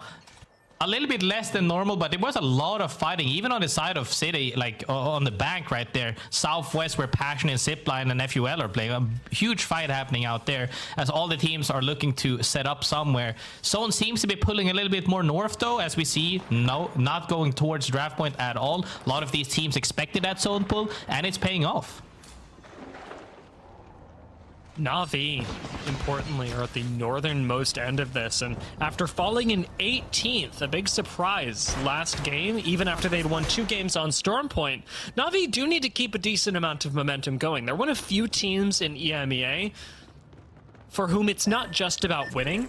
Na'Vi do need to place 10th overall in the region, and they, coming into today, sit at 14th. It's not a huge distance, especially because they've got 2 days with which to do this.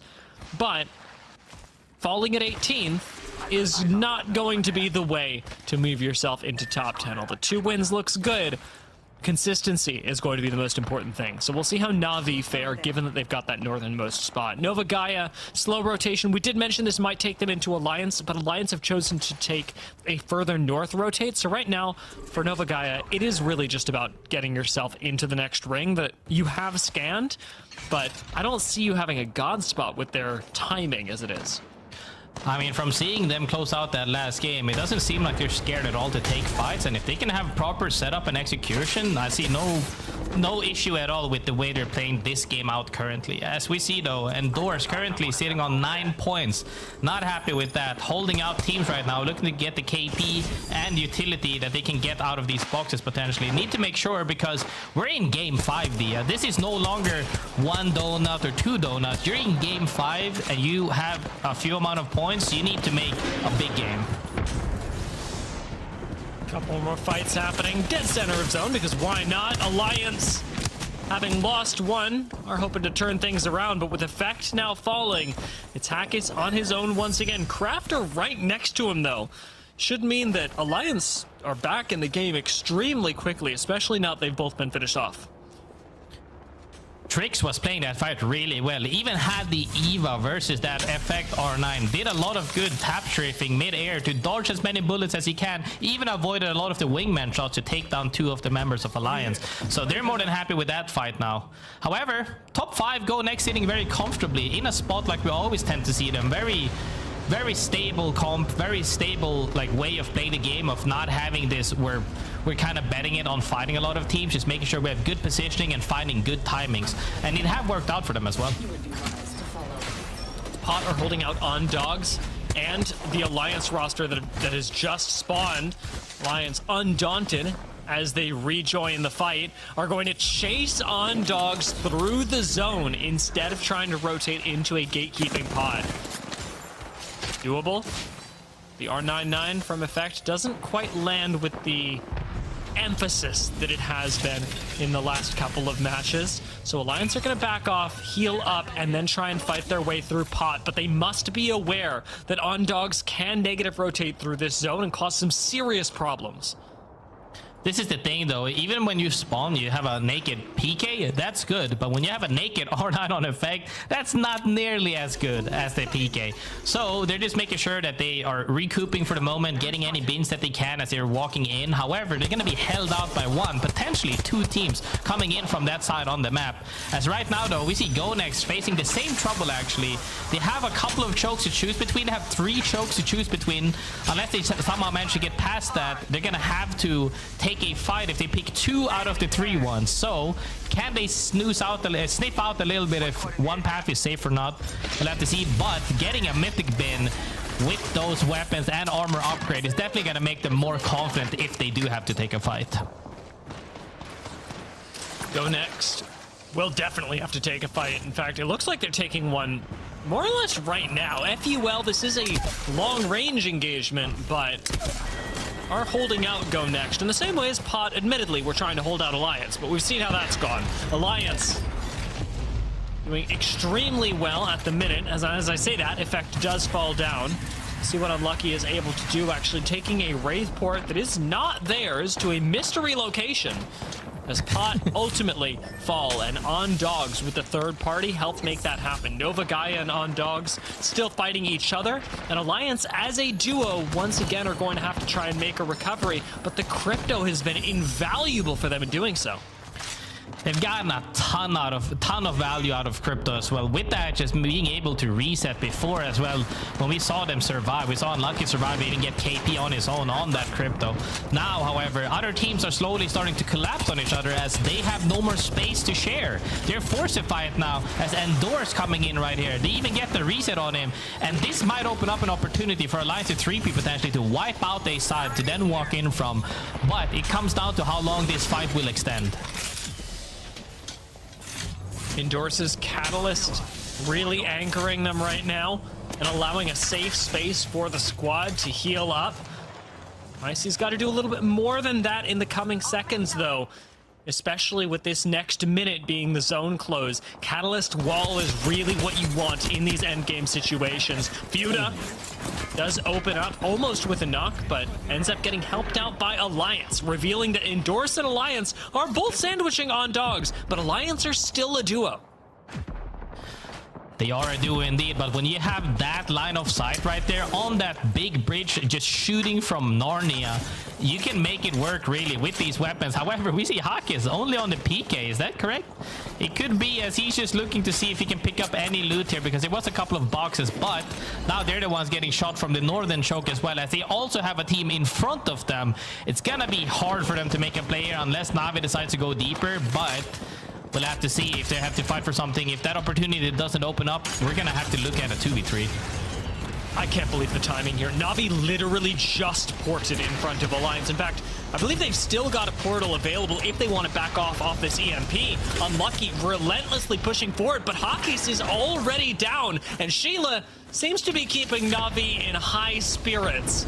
Yarka backs off, offers a few skynades for support, but Navi controlled this choke in every meaningful way, with Endorse, Killer Whales, and On-Dogs all having to come through. Yeah, but another team made it straight through, but they're also getting chased behind them. Bongo is trying to hold out Tricks right here if he can, as Ondogs is getting absolutely evaporated. He's dead to zone here regardless. There's nothing he can do to try to get the thirst if he can. Ondogs just eliminated as all the teams are running with the zone behind them right now. Even FaZe Clan on the opposite side came in from the same zone. All these teams are fighting in front of them, behind them, getting held out. It's all about the timing, and FaZe Clan seems to have a good timing right now, but they're also getting chunked down. Last member of Na'Vi gets taken out by Zane. Great tracking on the R99 as Na'Vi fall and FaZe have the chance to recoup once again. Pretty good position, but they do have Endorse right off to the side. Short range portal from Zane actually just puts Nags right into the line of sight to be taken down. Oh, nice job by Zane, though. He's constantly finishing off these solos, and now that they've got the beacon, Synetics already sticking the res on low ground. FaZe will be back up to a full 3, and Nova Gaia even extending just a little bit with Messi are not able to punish. yeah, right there. Tyler looking to make a play, but he's not stopping yet. We see pings all around, and I want to see what they're doing, so let's have another listen in, but this time with Nova Gaia. Have team on the trying to scout us. Pop up on me, Brave! Try to kill that, try to kill that! Try to fight the kill, just wall! Just wall! I'm dead. No, Tax, play your talent! No, Tax, no, Crypto, EMP, you have to walk straight to the media. That is very tough luck indeed, because we even heard the frustration coming out of Kasher right there. You gotta play your walls is what he said, but we didn't have the time to see that proper execution and setup right there, but they did get rolled over. However, FaZe Clan, after we saw that performance out of Zane, get that reset in a prime position right now to scout ahead, get that information and see what potential plays they can make and even set up. Yeah, really interesting to see how FaZe were able to make use of that. As soon as you see the team in zone getting sent, it's an instant reaction to move forward. Unfortunately, Zane unable to stabilize in time, even with the Wraith's theoretical safety, does go down. And Synetic gonna try and make a banner recovery right now, but FaZe may very well have to play this out as a duo unless there's a Moby res somewhere, because there's certainly not anything naturally occurring in the remainder of E District. FaZe play this corner, FUL, SLR looking straight at them, Passion on the low ground, but from the height, it is GoNext, who have yet to win a game today, despite all the good things I said about them at start of show. They might not have won a game so far, but they made it through that choke after getting that mythic bin. Now in a good spot as they're standing above ZiPLina Mafia, I believe. Yup, and they're just hovering everybody right now, looking for any KP you can. But Henchman down low on that ammo, 20 bullets right now, has a little bit of utility, but will that be enough to score a couple of kills? We'll have to see. They're more than happy though, bearing their teeth at other teams to say, hey, don't mess with us. We want to see if they even have 3 loot boxes. I'm not sure if they saw them or not, but maybe it's change weapons to get some more ammo. We'll have to see, as SLR getting that free cheeky peek on FaZe is getting more peeks right now, and they're not happy. Deko looks for a little bit more. These walls might save FaZe, and as I say that, it looks like there's just enough of a gap, and that you've got to mind. SLR back away just for the moment. You've done enough damage to FaZe. You don't have to full send them and finish this off. Instead, just keep the res from happening. GoNext thinking about dropping down into the low ground, clearing their backs as it were, with ZiPLina Mafia on the inside having to back away. Stinger Bolt gets thrown out by the ZiPLina Mafia just to buy them a little bit more time, and GoNext retain their high ground. There is only one Gibraltar in these final couple teams, and it belongs to Passion. There are 3 cryptos. This could go very wrong. Definitely. GoNext, though, I'm very happy to see that proactive play, trying to make something happen with that EMP play, see if they could catch somebody off guard. However, ZiPLina Mafia played that perfectly fine, managed to extend and survive that engage, and now SLR TPing for a deeper spot, fighting on the staircase, Massey eating bullets, but the bubble comes out from Ekio, and now it comes down to a PK fight. It might be enough. It is enough. Passion with the Gibby bubble. Do not lose a single member. And while that's on cooldown, it has allowed FaZe a little bit more time to reset. But Zane gets shot in the side. Ultimately taken out. 4 squads left. Passion, still no bubble, still no safety. Gets sent by GoNext. But with Henchman down to 1, he clutches things with the G7 Scout. No shield, no safety for him either. Now relegated to the low ground. GoNext could be our next team to fall, as Passion still look up on them. P2020's come out in close range, and Passion get excised from the lobby. Wow, managed to get that last kill as well for the top 2 placement right there with that Sheila from Weak Q. However, gonna fall down right here. GoNext falls, and ZiPLina Mafia is the champion from playing that house very, very early. And that's how you close out a game, apparently. Playing the house and defending from GoNext was really critical. ZiPLina Mafia weren't extending for space in any meaningful way. Instead, they were waiting for the team on top of them to get a little bit anxious and try and pull something. That is exactly what GoNext did, and ZiPLina Mafia from that point on, because GoNext hadn't cleared their backs, had the back of a squad that was doing a lot of work for them, to be honest. I mean, we saw that explosiveness as well when they're fighting and they have that high ground. But even then, it's also important to not only know to aggress. I feel like a lot of the times we touch on the subject of we need to be stronger at fighting. We're consistent at fighting. We're triple swinging. However, knowing how to bunker up when you're getting engaged on by an EMP and triple drop as well, really important and crucial. And nobody went down. They took some damage. One of them managed to hold that door. We saw that ult coming out of the Sparrow. And that's actually, like, that's how you survive. You have these characters that are able to stabilize in the heat of the moment. And ZiPLina Mafia have done really well, not just on E-District, not just in this game, but even thinking back to Stormpoint, when ZiPLina Mafia were the team that was causing problems for Alliance, trading back and forth with them over at Northpad, and consistently being a thorn in the side of teams like they and Na'Vi, even when those squads were the very same teams to be finding wins more often than not. So ZiPLina Mafia are really dialing in towards the end of the season. A reminder that ZiPLina Mafia are also the kind of squad that must win regional finals in order to make it to Japan. So stakes are high, but it looks like their performance is taking a big dial up as we approach the last couple of games and the last couple of days here in the EMEA.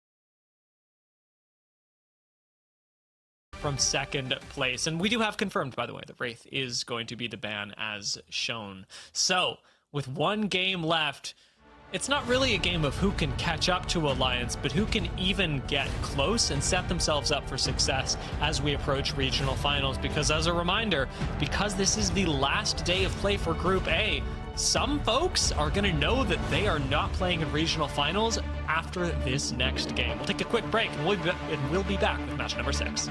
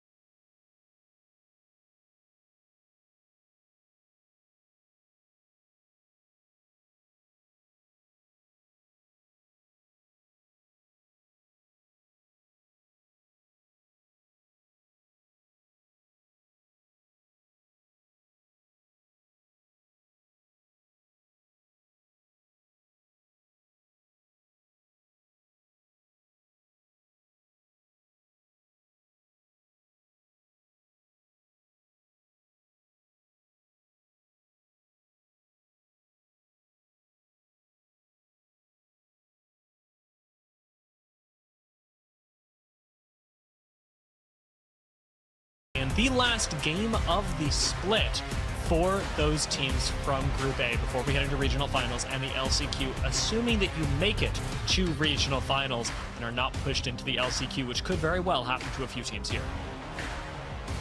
Yeah, I mean, you're now in that spot to where it's, if you're not making it into the finals, you have only LCQ, but in LCQ, you only have top 2. However, let's take a little quick break and go straight into this last match. Huge DMP. We saw a play from GoNext here. I want to say, though, we haven't seen a lot of P2020, whether that be because we don't actually see it get found in that bin, but Henchman making it work. We even saw a fight earlier than this as well. He was popping off, and not only that, he's also pressuring the last guy down there. He's gonna slide into this bubble, get this clean swing, and wipe that, and then he pressures on the opposite side as well on the beams here right there, walking in with the zone, and that alone secures them that placement. And when you can play for that top 2 consistently, points will be on that leaderboard. This finish from ZiPLina Mafia was fantastic, and I mean, we praised their early game, being able to hold out the building against multiple teams that were fighting there. We praised their late game, being able to close things out even against a GoNext that was pressuring them. And I think it's really important that we mention right now, Graceful, that ZiPLina Mafia are a team that may very well be relegated to LCQ. They may very well not even make it out of bottom 10 in their region. And so winning this last game did a huge amount for them, at least in the standings for today. How much can it do in the standings overall, especially considering that this is their last couple of games, their last couple of shots at making it into regional finals? Whether you make it or not is going to be a tough bet, because when you're at that stage and you're counting every single point, every single match matters. However, when it's up in the airs of what happens to other teams, it's not a good spot to be in. However, like you said though, should they fall, LCQ would be the next stage, and that's something that, although people look at it as, like we said, your next last chance, your second to last chance, whichever last chance you want to call it, you gotta get top 2 there against all the teams that are hungry. It's not an easy thing. No, and it's going to be even tougher when we're going Energy Bank again. A very different look at Energy Bank as we're pulling centrally this time. A lot harder to predict where exactly this goes, but teams like Pot do have an advantage in knowing that the ring is at least pulling into this area, and the very fact that they've all moved up towards the northern end of Energy Bank should say a lot, not just to viewers at home, but to other teams in this lobby as to where we're likely going for an endgame. Having this endgame is really good as well, because now you're going to have so many potential areas to fight from, rather than like when we saw the zone come in a little bit hard from the western side. When you have that one choke, that bridge that is very hard to play around, people get funneled in. But now when it's kind of central, you have so many areas to play from. But in another area right now, SBS is looking to shoot at, I believe that was Naski's team right there, Trojan, getting shot at in that tunnel. People are still looking to make their rotates, and teams that aren't looking to rotate are looking to get stocked up on more loot and potentially harvesters, as that new change we saw as well from a few patch ago, was very nice to see, as it became more consistently, one, pretty much in each POI that you drop at, and two, everybody feels happy about it rather than getting unlucky and not getting anything, because at the end of the day it is a BR. But when you get already like odds stacked against you, you're happy for every single bit that tilts in your favor. Passion have got to be pretty happy with the way that last game went, even though they didn't win. Having one of the few Gibraltars in the end zone, they were able to put up a great defensive performance and stay alive for much longer than almost any other team would have.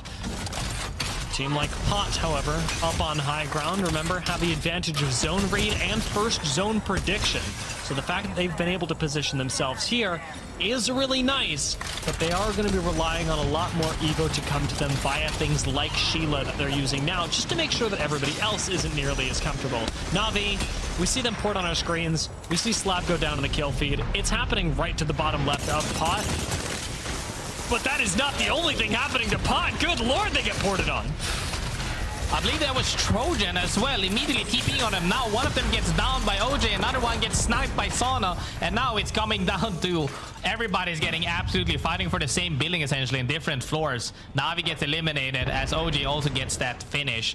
Teams are not comfortable right now. When you're a duo, duo or solo in a building sharing with another team, you know at some point they're gonna make a play on you. ZiPLina Mafia in danger with Fit going low. Are pretty far away from the next zone, unfortunately. Not very far away from their next fight. Endorse and Killer Whales both sandwiching in on ZiPLina Mafia. The only saving grace is that they've got this low ground to cover, and ZiPLina Mafia do seem to be able to trade down that hallway pretty effectively. Fuda still manages to find the actual knock. With only Fit having fallen, WeQ or XQs should be able to get out.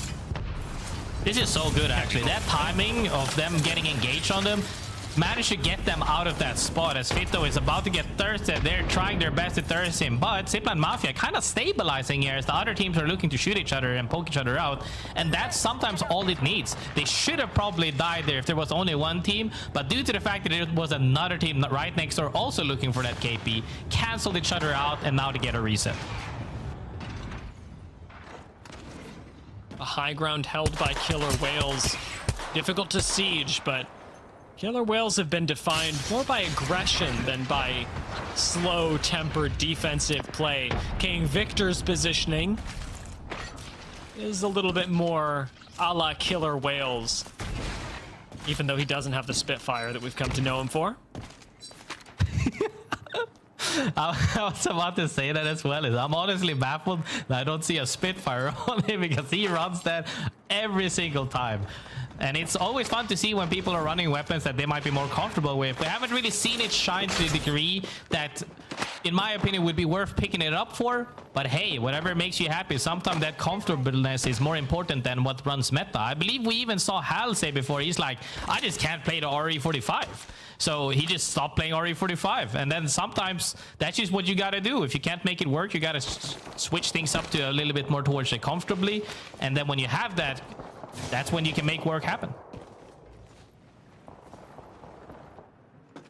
That very same comfortability going to be really important even for teams like Nova Gaia.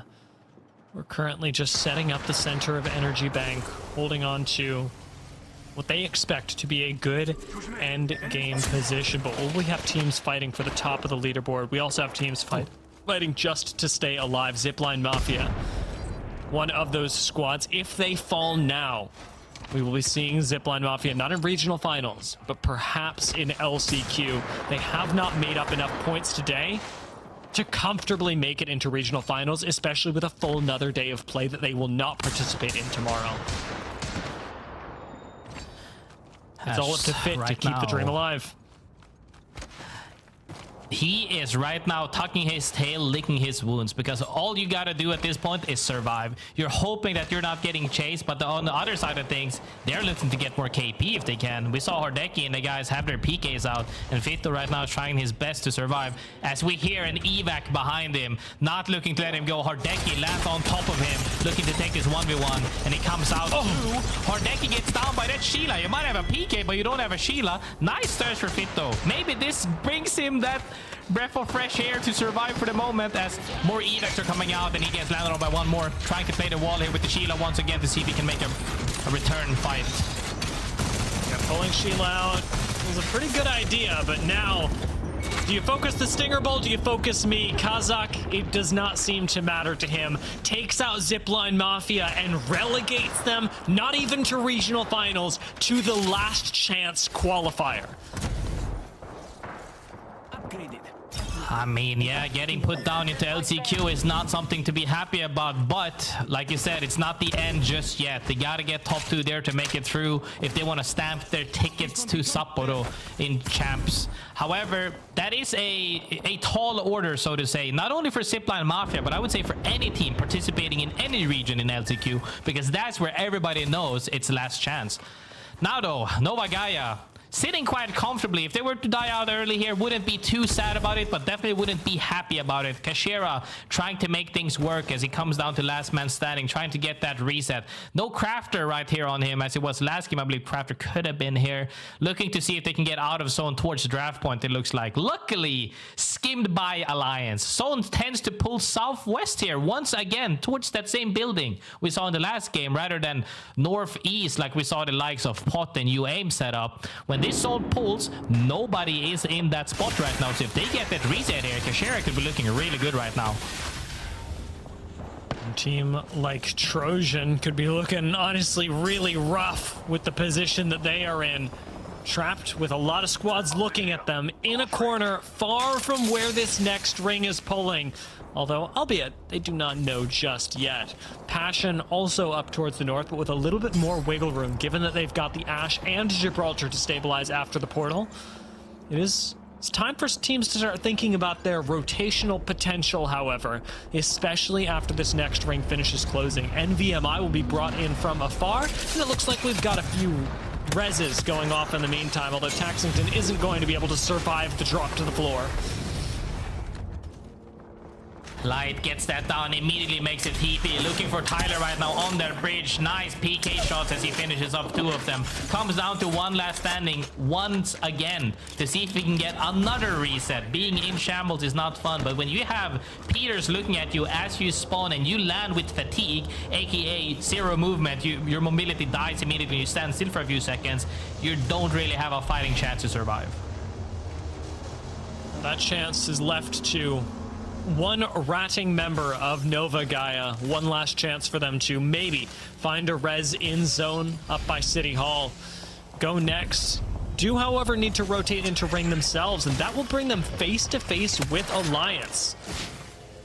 Be able to cancel that out just momentarily, but GoNext's rotation makes me really nervous because they've been fighting with Alliance all day in the leaderboards, but this is the perfect time for Alliance to shut that down for good. Yeah, and the craziest part is, like we said, nobody read the zone properly, and the zone is pulling off every single team in the lobby, except Alliance that came in late and just got Godspot for free, essentially. It's now just needing to clear out their backs as no other teams is occupying. They can have their full attention on them, as they're already, we see them already shooting at GoNext in that tunnel. They have scouted them out. Don't let them walk in for free. Look to engage if they can, as Alliance is making sure to say, hey, can we look for something? A lot of focus up onto this high ground as Alliance do note that GoNext is here, and the utility they're expending is crazy. Even killer whales are contributing from afar, and that's going to give Alliance more than enough confidence to push up on this. Light does hit a quick TP, trying to out-angle Alliance. Shoots Hackys in the back once, twice, doesn't find the knock, goes down himself. GoNext are fighting in zone with no health. And his henchman is the last to fall. Alliance do cement themselves at the top of the leaderboard today. It may have cost them a singular member, but perhaps not even that, because it looks like the res went off well enough, and everybody's healed up to full. Alliance, completely undaunted, are taking on a fresh Nova Gaia, and by fresh, I mean right out of the sky. Absolutely no gear. Nova Gaia are suffering right now. I'm happy to see FX still running that R9 though, but he also runs Wingman. Makes me very happy. However, not happy for Nova Gaia as they get taken out once again immediately. Almost KP farmed at this point. However, FUL coming in from the northwest side of things have quite a large amount of space to play and look to see if they can grab a couple of more KPs potentially. Passion as well, walking in from the same side. However, this environment, there's so many crevices, so many small bunkers as we see it actually become into an area. People can survive for sure. There's 16 teams alive and Circle 4 is about to show. Like you say, at this point, for most teams that have managed to find their way into zone, it's about KP. For Killer Whales, though, it's about KP in a much bigger way, and even more than that, it is about survival, as they are one of our teams that must place highly today in order to make it into the regional finals. Bongo has to carry this banner alone, and he doesn't even make it, taken out from afar. It is an unfortunate end for the Killer Whales, who will next be seen in the LCQ as SPS and Alliance collaborate on eliminating NVMI that Killer Whales were fighting moments ago. 210 to the dome! I mean, Kazakh might have 2-pumped somebody, gets Krabered, but then Unlucky also gets Krabered. Now looking to score these KP if they can, as Alliance is looking to pinch. But when they try to pinch, they got down for it. So that's going to cool them off for a little bit, as now NVMI is struggling to survive. Hardeki, they know where he is, and they're swinging at him with this Kraber in hand. But he's not going down without a fight. As we know him with that Sheila, takes one down with him. Will this open up for Alliance to get the 3-peat? The amount of nades that they had to use for that as well.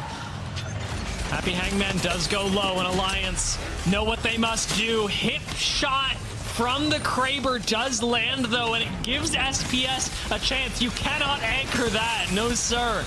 The nades not quite coming in yet, but a lot of arc snares and a stinger bolt on top of it should be enough to escort SPS from the lobby. It's just tier left, but Alliance give no quarter and take out SPS as Trojan fall almost simultaneously, and FaZe, they just keep the fight going. Alliance tries to get out by doing a sneaky Ash TP, but that's not enough.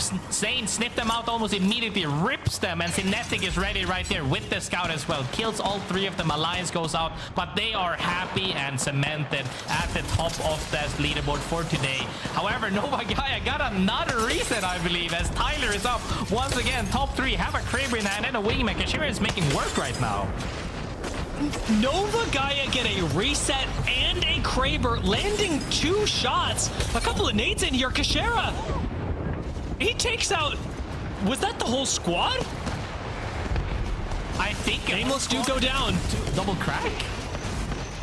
Passion, last one up, is masked. These nades not making things too easy for him, do go down. As Kashira continues to dial things up to 11, Nova Gaia stabilized right underneath this bridge, right underneath FUL, the last team still alive from Group A that needs to place highly today or be relegated into the LCQ.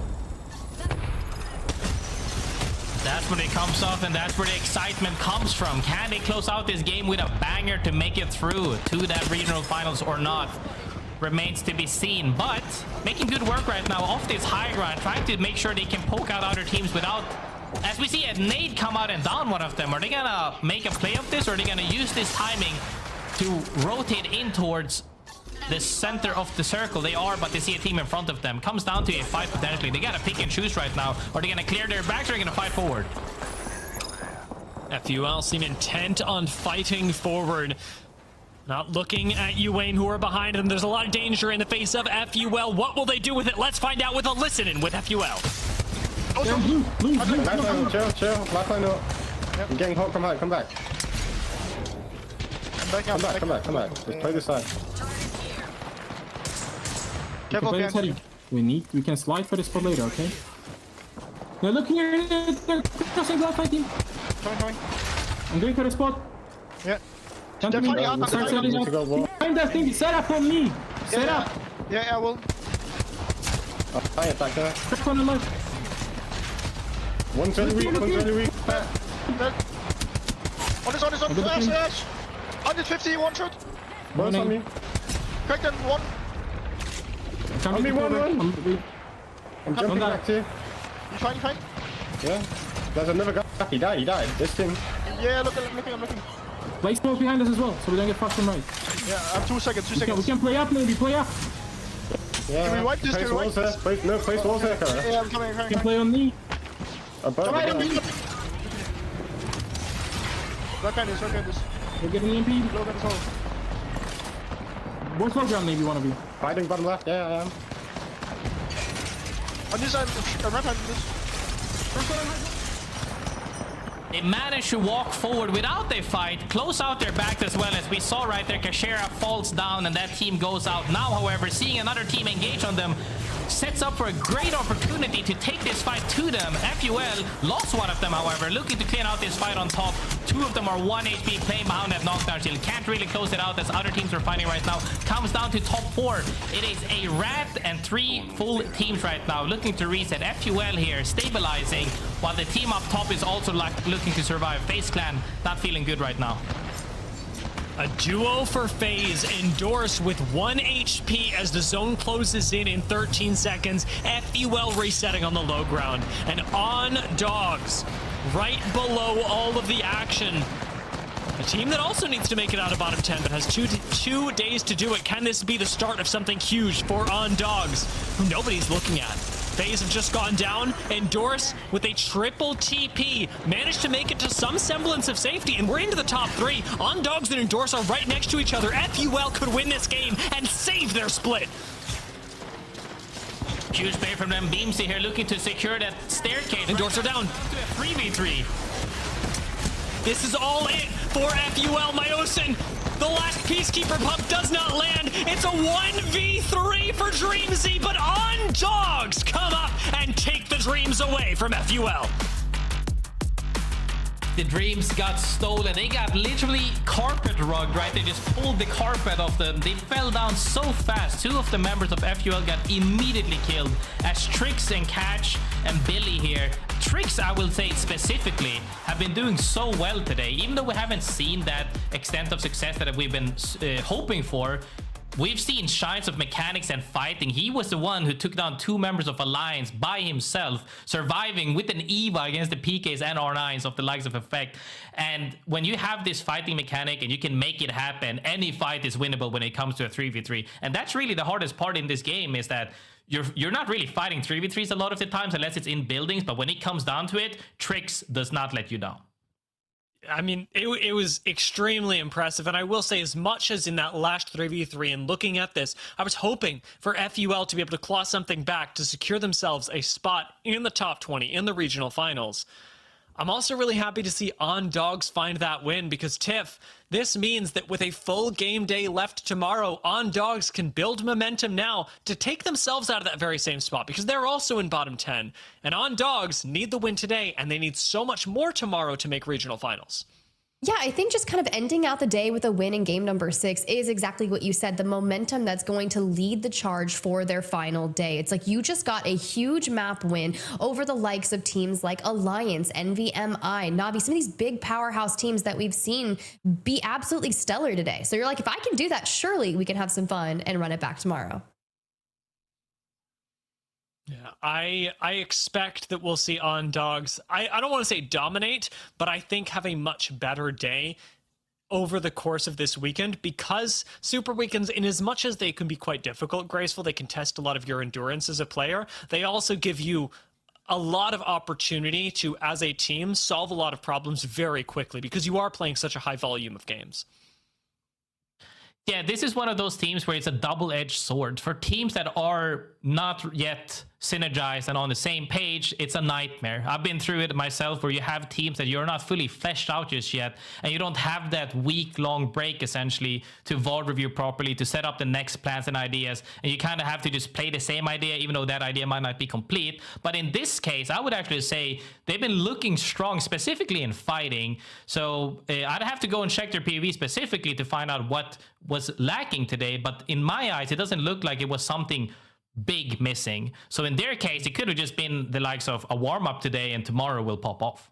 Hey, let's hope that's our goal for exactly what we want from them. The warm-up today, the pop-off tomorrow. Fingers crossed. Let's go ahead and look at the match results from game number 6 and see just how the rest of the lobby did, because we know On Dogs was an absolute powerhouse there. 16 kills, 12 placement points, 28-point game. I can only imagine it's going to shoot them up the leaderboards. FUL, though, a stellar 15. And then we see the massive drop-off. A ton of 8-point games across the likes of Endorse, FaZe Clan, and even Alliance over there in 12th. Sure, they go out in the bottom 10, but they took 7 people down with them, Dia. Yeah, I mean, that's the Alliance standard, isn't it? And I think that the fact that we're seeing Alliance even go down in 12th and take that many people with them is something that a lot of teams actually had in common. I'm looking even at NVMI, 6 kills with their singular placement point. And the KP is actually pretty high, but the important thing here is that it's pretty spread out among all the different teams. And that's what is making this last game, I'd say, so top heavy. You see On Dogs find the win. These placement points mean so much more because everyone is getting KP. It's not just a couple of teams. It really isn't. Then you pull up the series results, and I'm not surprised. Alliance at the top with 55 KP throughout the duration of our matches. So you're telling me out of 6 games, we are so close to a 10 kill average per game that it is, I'm not even going to say it's insanity. It's just Alliance. That's what it is. That's what we know. We expect that out of the EMEA region. But surprisingly, Graceful, Nova Gaia, second place with 56 points on the day. I think that's in a fashion that we've like we've always seen Kashira being able to do as well. They were in pretty much every single end game, and having, when you, like I said, when you're in those end games consistently, you will rack up points regardless. And then they managed to close out that game as well from above the bridge on that E-District map, where when you close out the game, you get a bunch of kills, and they have that. And Kashira always had that in his pocket. So now it just comes down to, can you do that several times? Because we're just talking, you know, a group matchup. Can they do that in finals? And if it comes to it, LCQ, and then on LAN, because you're not fighting the same teams. Macro is different and everything is different. And that's why we see such varying results on LAN and other tournaments, just not even Pro League. So happy to see the success we have. I just hope we can keep that form up. Yeah, that's all we want to see for our players here in the EMEA region, especially those that still have another day in play. But if frags are what we're looking for, then we have to look at our Sony in-zone kill leader race, because so many players were putting up a ton of numbers, but none other than the likes of Alliance. Unlucky with 24 kills, Effect there in a close second at 18, and even Hackett kind of rounding out the top 5 with Catch and Slap kind of nestling in between the Alliance boys. But lo and behold, the Peacekeeper is the leading pack of the weapons. Graceful. Look at this play here. I love that we've got a package of Unlucky to kind of see those highlighted moments. I mean, we were casting right here. We said it as well. When you have two anchors, especially, you see Hawkins and Effect lighting up right there in the bottom left corner. But never mind that. Look at this fight from Alter. They queued into this building and took a 3v3 bubble fight, essentially. And they're just coming out on top. And this was a game, the same game that was super shaky, where they got the reset and they played from center zone and took so many fights repeatedly. And when you have back-to-back zones and they have the same macro knowing how to play, they're just popping off left and right. And it just keeps on going. Just when you think it's done, it's not. Another Alliance win. Just a crazy performance for them. And then you hear the stats. This is exactly what I was looking for. 5 kills in match number 1, 7 in match 2. Dia, the thing is, he's on Newcastle getting these numbers. Yeah, I think weirdly this works for Unlucky. Newcastle has a lot of mobility and resibility, where we'll see typically people play on Newcastle and try and be the person to go down lashed, not take risks. Right. I think he really uses the tankiness and mobility of Newcastle very well, and in a way that benefits Alliance, and lets Hackis then play things like the Alter and make plays for the squad, knowing that he's got the beef to back him up. The beef. Okay, so Unlucky on Newcastle is the beef to back him up, and he did exactly that. Honestly, if Alliance keeps up that momentum and then gets to the global land stage again, I can only imagine what kind of dominance we're going to see out of that. Graceful, but any last thoughts from what we just witnessed there from Unlucky in the highlighted package?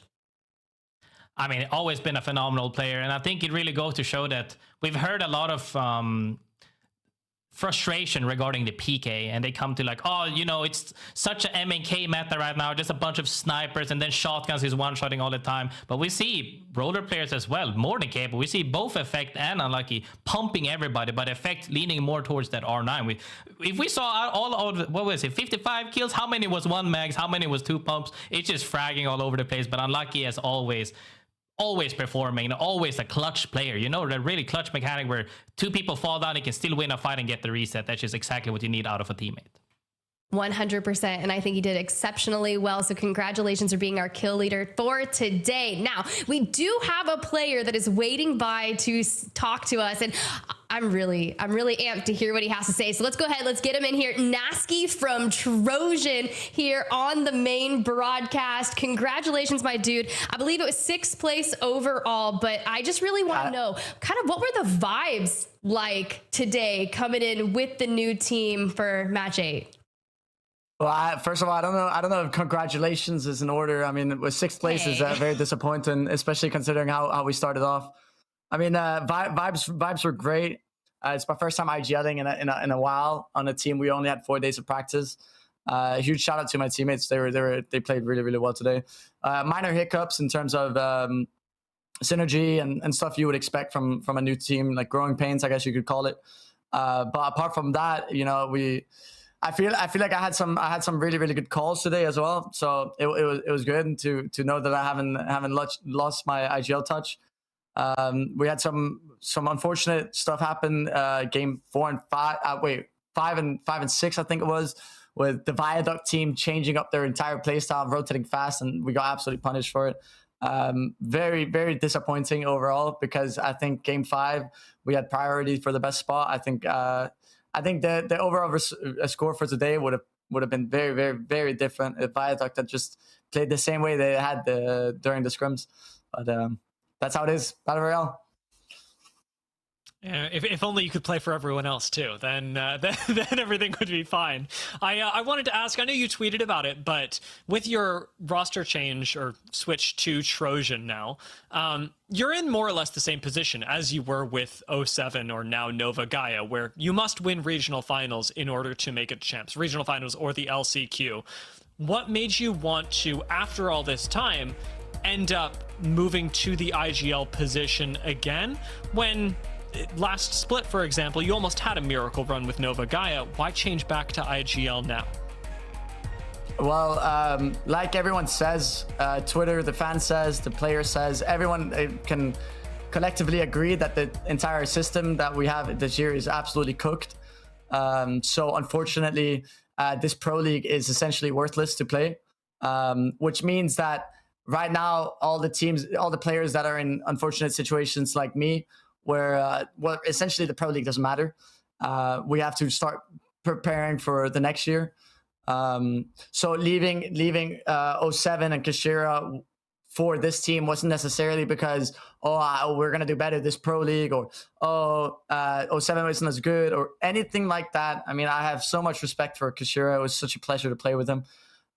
It was simply because this is my only route in terms of having a team for next year that I can IGL and be the captain on, and continue with what I have done my entire career. Whereas if I stayed with Kashira, although I'm sure we would have had some good results and all of that stuff to follow, but there is a ceiling. We have we were 2 IGLs in a team. Obviously we can't really, I mean, there's stuff we clash on, there's disagreements, but most importantly, I mean, too many cooks in the kitchen, right? So this was my only way of essentially playing for the long term in the future. And I'm very happy to be where I am now. Kiner has been a guy that I've been wanting to team with for the greater part of 2025. So I'm happy to be teaming with him. And yeah.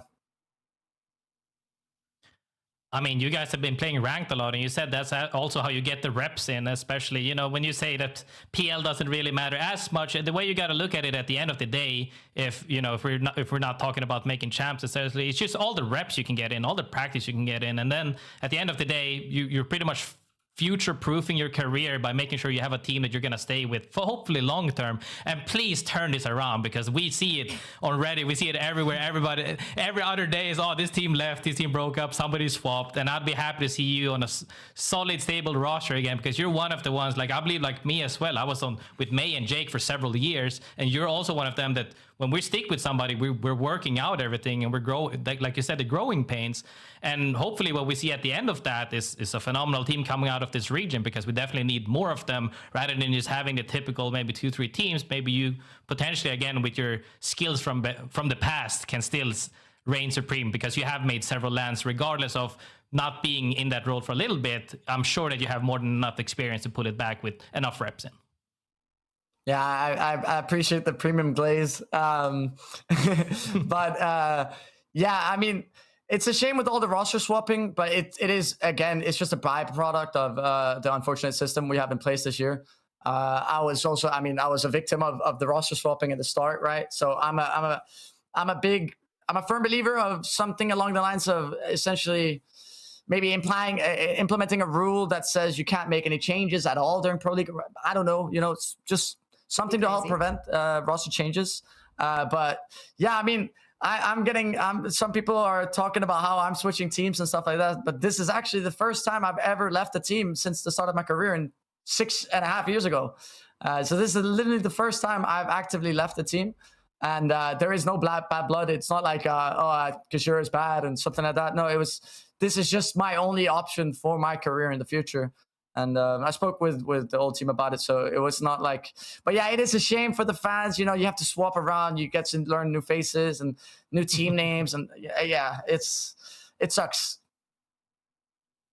It does. And there's been a lot of talk about specifically what you're saying. And I think it's a healthy conversation. And I'm glad you could come here and kind of share the opinion and all of that. I do kind of want to dive back to what I said, because you didn't really like it. And I said, congratulations on a 6th. But when you say that you swapped 4 days before the Pro League day, look, I was there over in London one of the days, and you didn't have the best performance on LAN. And I know you're fighting to get back to LAN, and you're going to do everything in your power to do it on the team that you want to go with. And I know that you're going to get the reps in and you're going to do so. And since you're 1 point away from locking in regional finals, you've got to play tomorrow. What is the plan to come back swinging and improve on a performance so that you can feel good about what you've done with the team that you want to play with?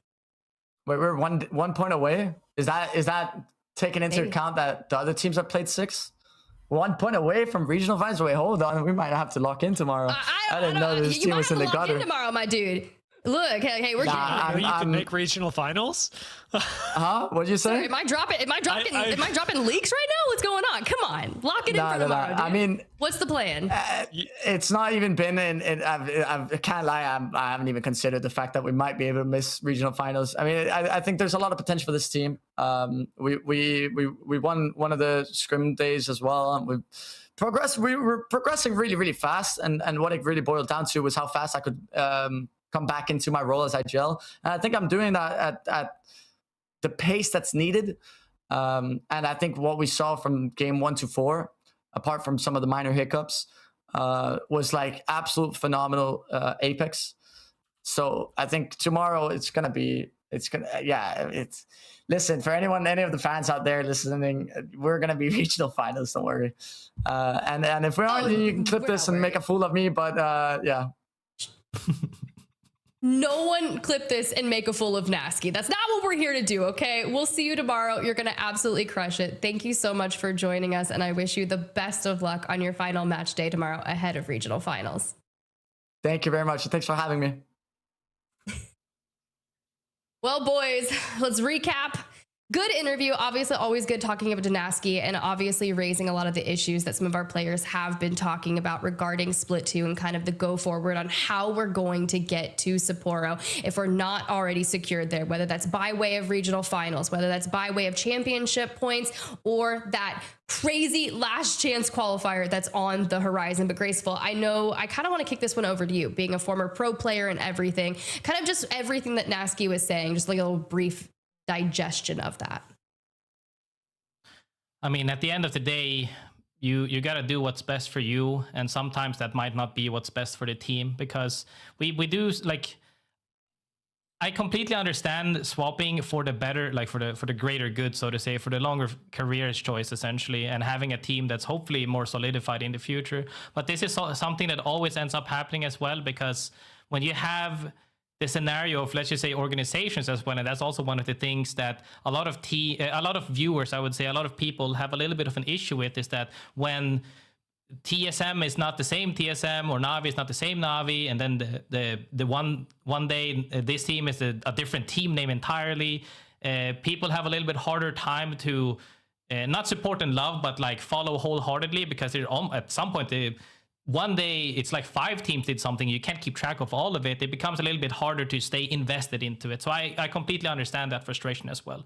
But at the end of the day, you also have to look at the players individually, where they're just making the best they can out of the scenario, because at the end of the day, everybody wants to make LAN, because that's the big stage. That's where everybody wants to perform. That's where you get the lights on you, essentially. So, you know, I'm happy that he is looking for the career, like the long side of things, but oh no, this is just for the next year. But I would still like to say as well, for everybody, like, even though like you might not have had the success you wanted to in this pro league, it's not over yet, and we keep talking about it. Maybe it's not champion points, and maybe you didn't make finals, but that's still LCQ. So you can't, like, you gotta make it the best out of the situation that you can, essentially, and you just gotta work through it. And then if all things fall through, then you look at the next year. But for now, just like you said, you got to lock in. You've got to lock in. It's the 11th hour as we circle everything back to the top of the show storyline. That is the best way to approach it. With the time is near, like, you know, Group A, it's done. This was it. This was their last play day. All 6 games have been achieved for them. And as you look at the overall standings, these are the teams that have officially locked it in for regional finals. Look, okay, Trojan, they still have one more game to play, right? So does Onyx. They're 100% going to make it there. But I mean, if he would have had 56 points, he would have met that threshold that would have quote unquote guaranteed him it. So maybe I threw him off with that question, Dia, but this is the way it is when you look at the overall standings. Yeah, I mean, right now we are going to be locking in the last couple of spots. As Graceful said, weirdly, even regional finals is not your last chance, because tomorrow is your last chance to make it to regional finals. Then regional finals is like theoretically your last chance, but then you have your real last chance. However, for each of those days that goes by, we are going to get different victors, different success stories. And one of the ones that I'm looking at right now is not just the battle for who's going to make regional finals, but the battle for dominance in EMEA. GoNext and Alliance are actually quite close right now. And today, I think Alliance really showed up and said, hey, we're not ready to be dethroned just yet. GoNext. They got put a step behind Alliance, but in the points overall, in their performance across the region, GoNext tomorrow could still come out on top of the regular season, averaging better than Alliance. Going into regional finals is the stronger team across every match day, and that'll still be a really important historic thing for GoNext to do, especially because GoNext are a team that must place first, even if they don't win regional finals. If they place first in points, they guarantee themselves a spot for Japan. If they place anything other than first, it's not guaranteed. And so as GoNext fight for the crown, they are also fighting for a spot in Japan, and that's my 11th hour lookout. I love the 11th hour lookout, and you're just like outlining how dire it is for GoNext to be that close to it and know how much it means to them, whereas other teams like Alliance are totally good based on the points. But boys, you absolutely crushed it on the cast today. I'm so glad that I got to join you for a couple of games, but I'm going to kick it over to Graceful first because I want to hear your final thoughts on our overarching day. I mean, phenomenal day.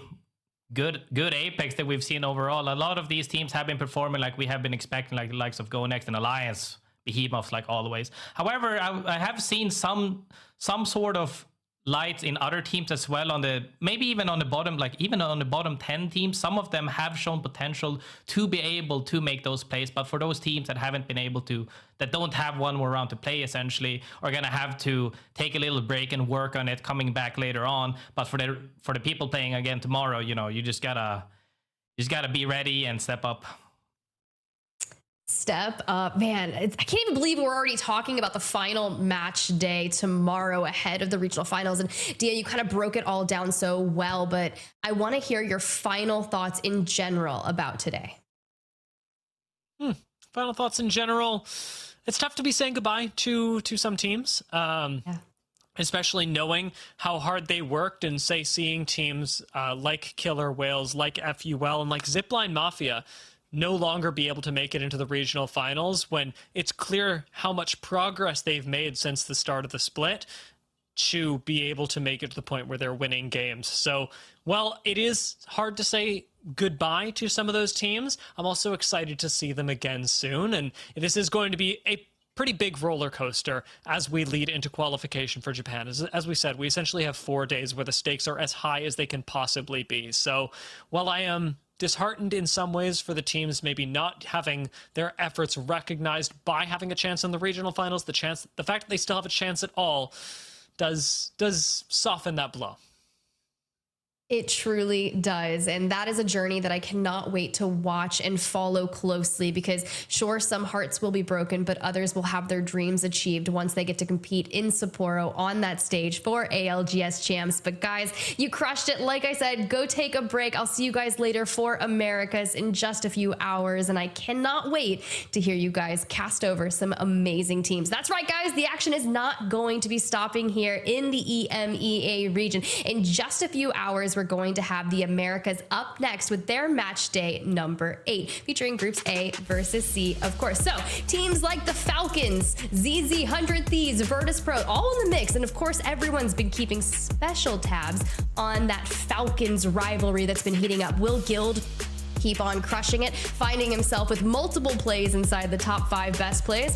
Guess we'll just have to wait and see. You guys don't want to miss this one. And if that's not enough enough Apex for you. Like we said, we got match day number 9 tomorrow. We've been leaking everything about the ALGS Championship in Sapporo, the tickets, and specifically how to obtain them. Because we want to give you a bit of information about when those tickets are going to be able to go on sale so you can lock them down for the big event. Tickets will be live next week on our ticketing partners website, Zyco, on October 11th at 1 a.m. PT, 4 a.m. ET, 5 p.m. JST, which is actually live during the first regional finals of Split 2. You can find more information as that day nears on ALGS's website for the Year 5 Championships page. See all the latest information about champs there, from tickets to exciting news and all of the updates. I can't believe it. It's crazy how close that actually is, you know? We've got just a couple of months ahead of that time, and it'll be here before you know it. And if that really is what you're looking for, maybe some fun new content, of course, go check out Play Apex Esports on social media, specifically the newer platforms that they were able to take over and launch some fun, new, exciting content on: TikTok and Instagram. The short content that we've been seeing has been, I don't know, pretty chaotic, pretty fun. We've seen reaction timing content, a ton of BTS of those LANs in particular.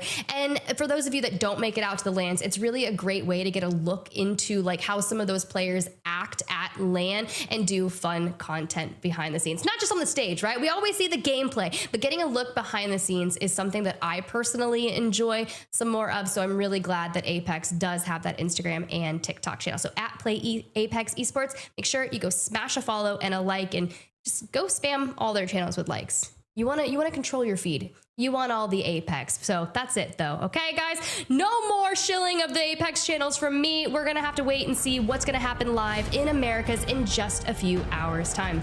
Because match day number 8 for the EMEA region is done and dusted, and Americas is all we have to look forward to today. Congratulations to the teams from Group A who have secured their spots in the regional finals. I guess we'll just have to see which teams in Americas can do the same. See you then.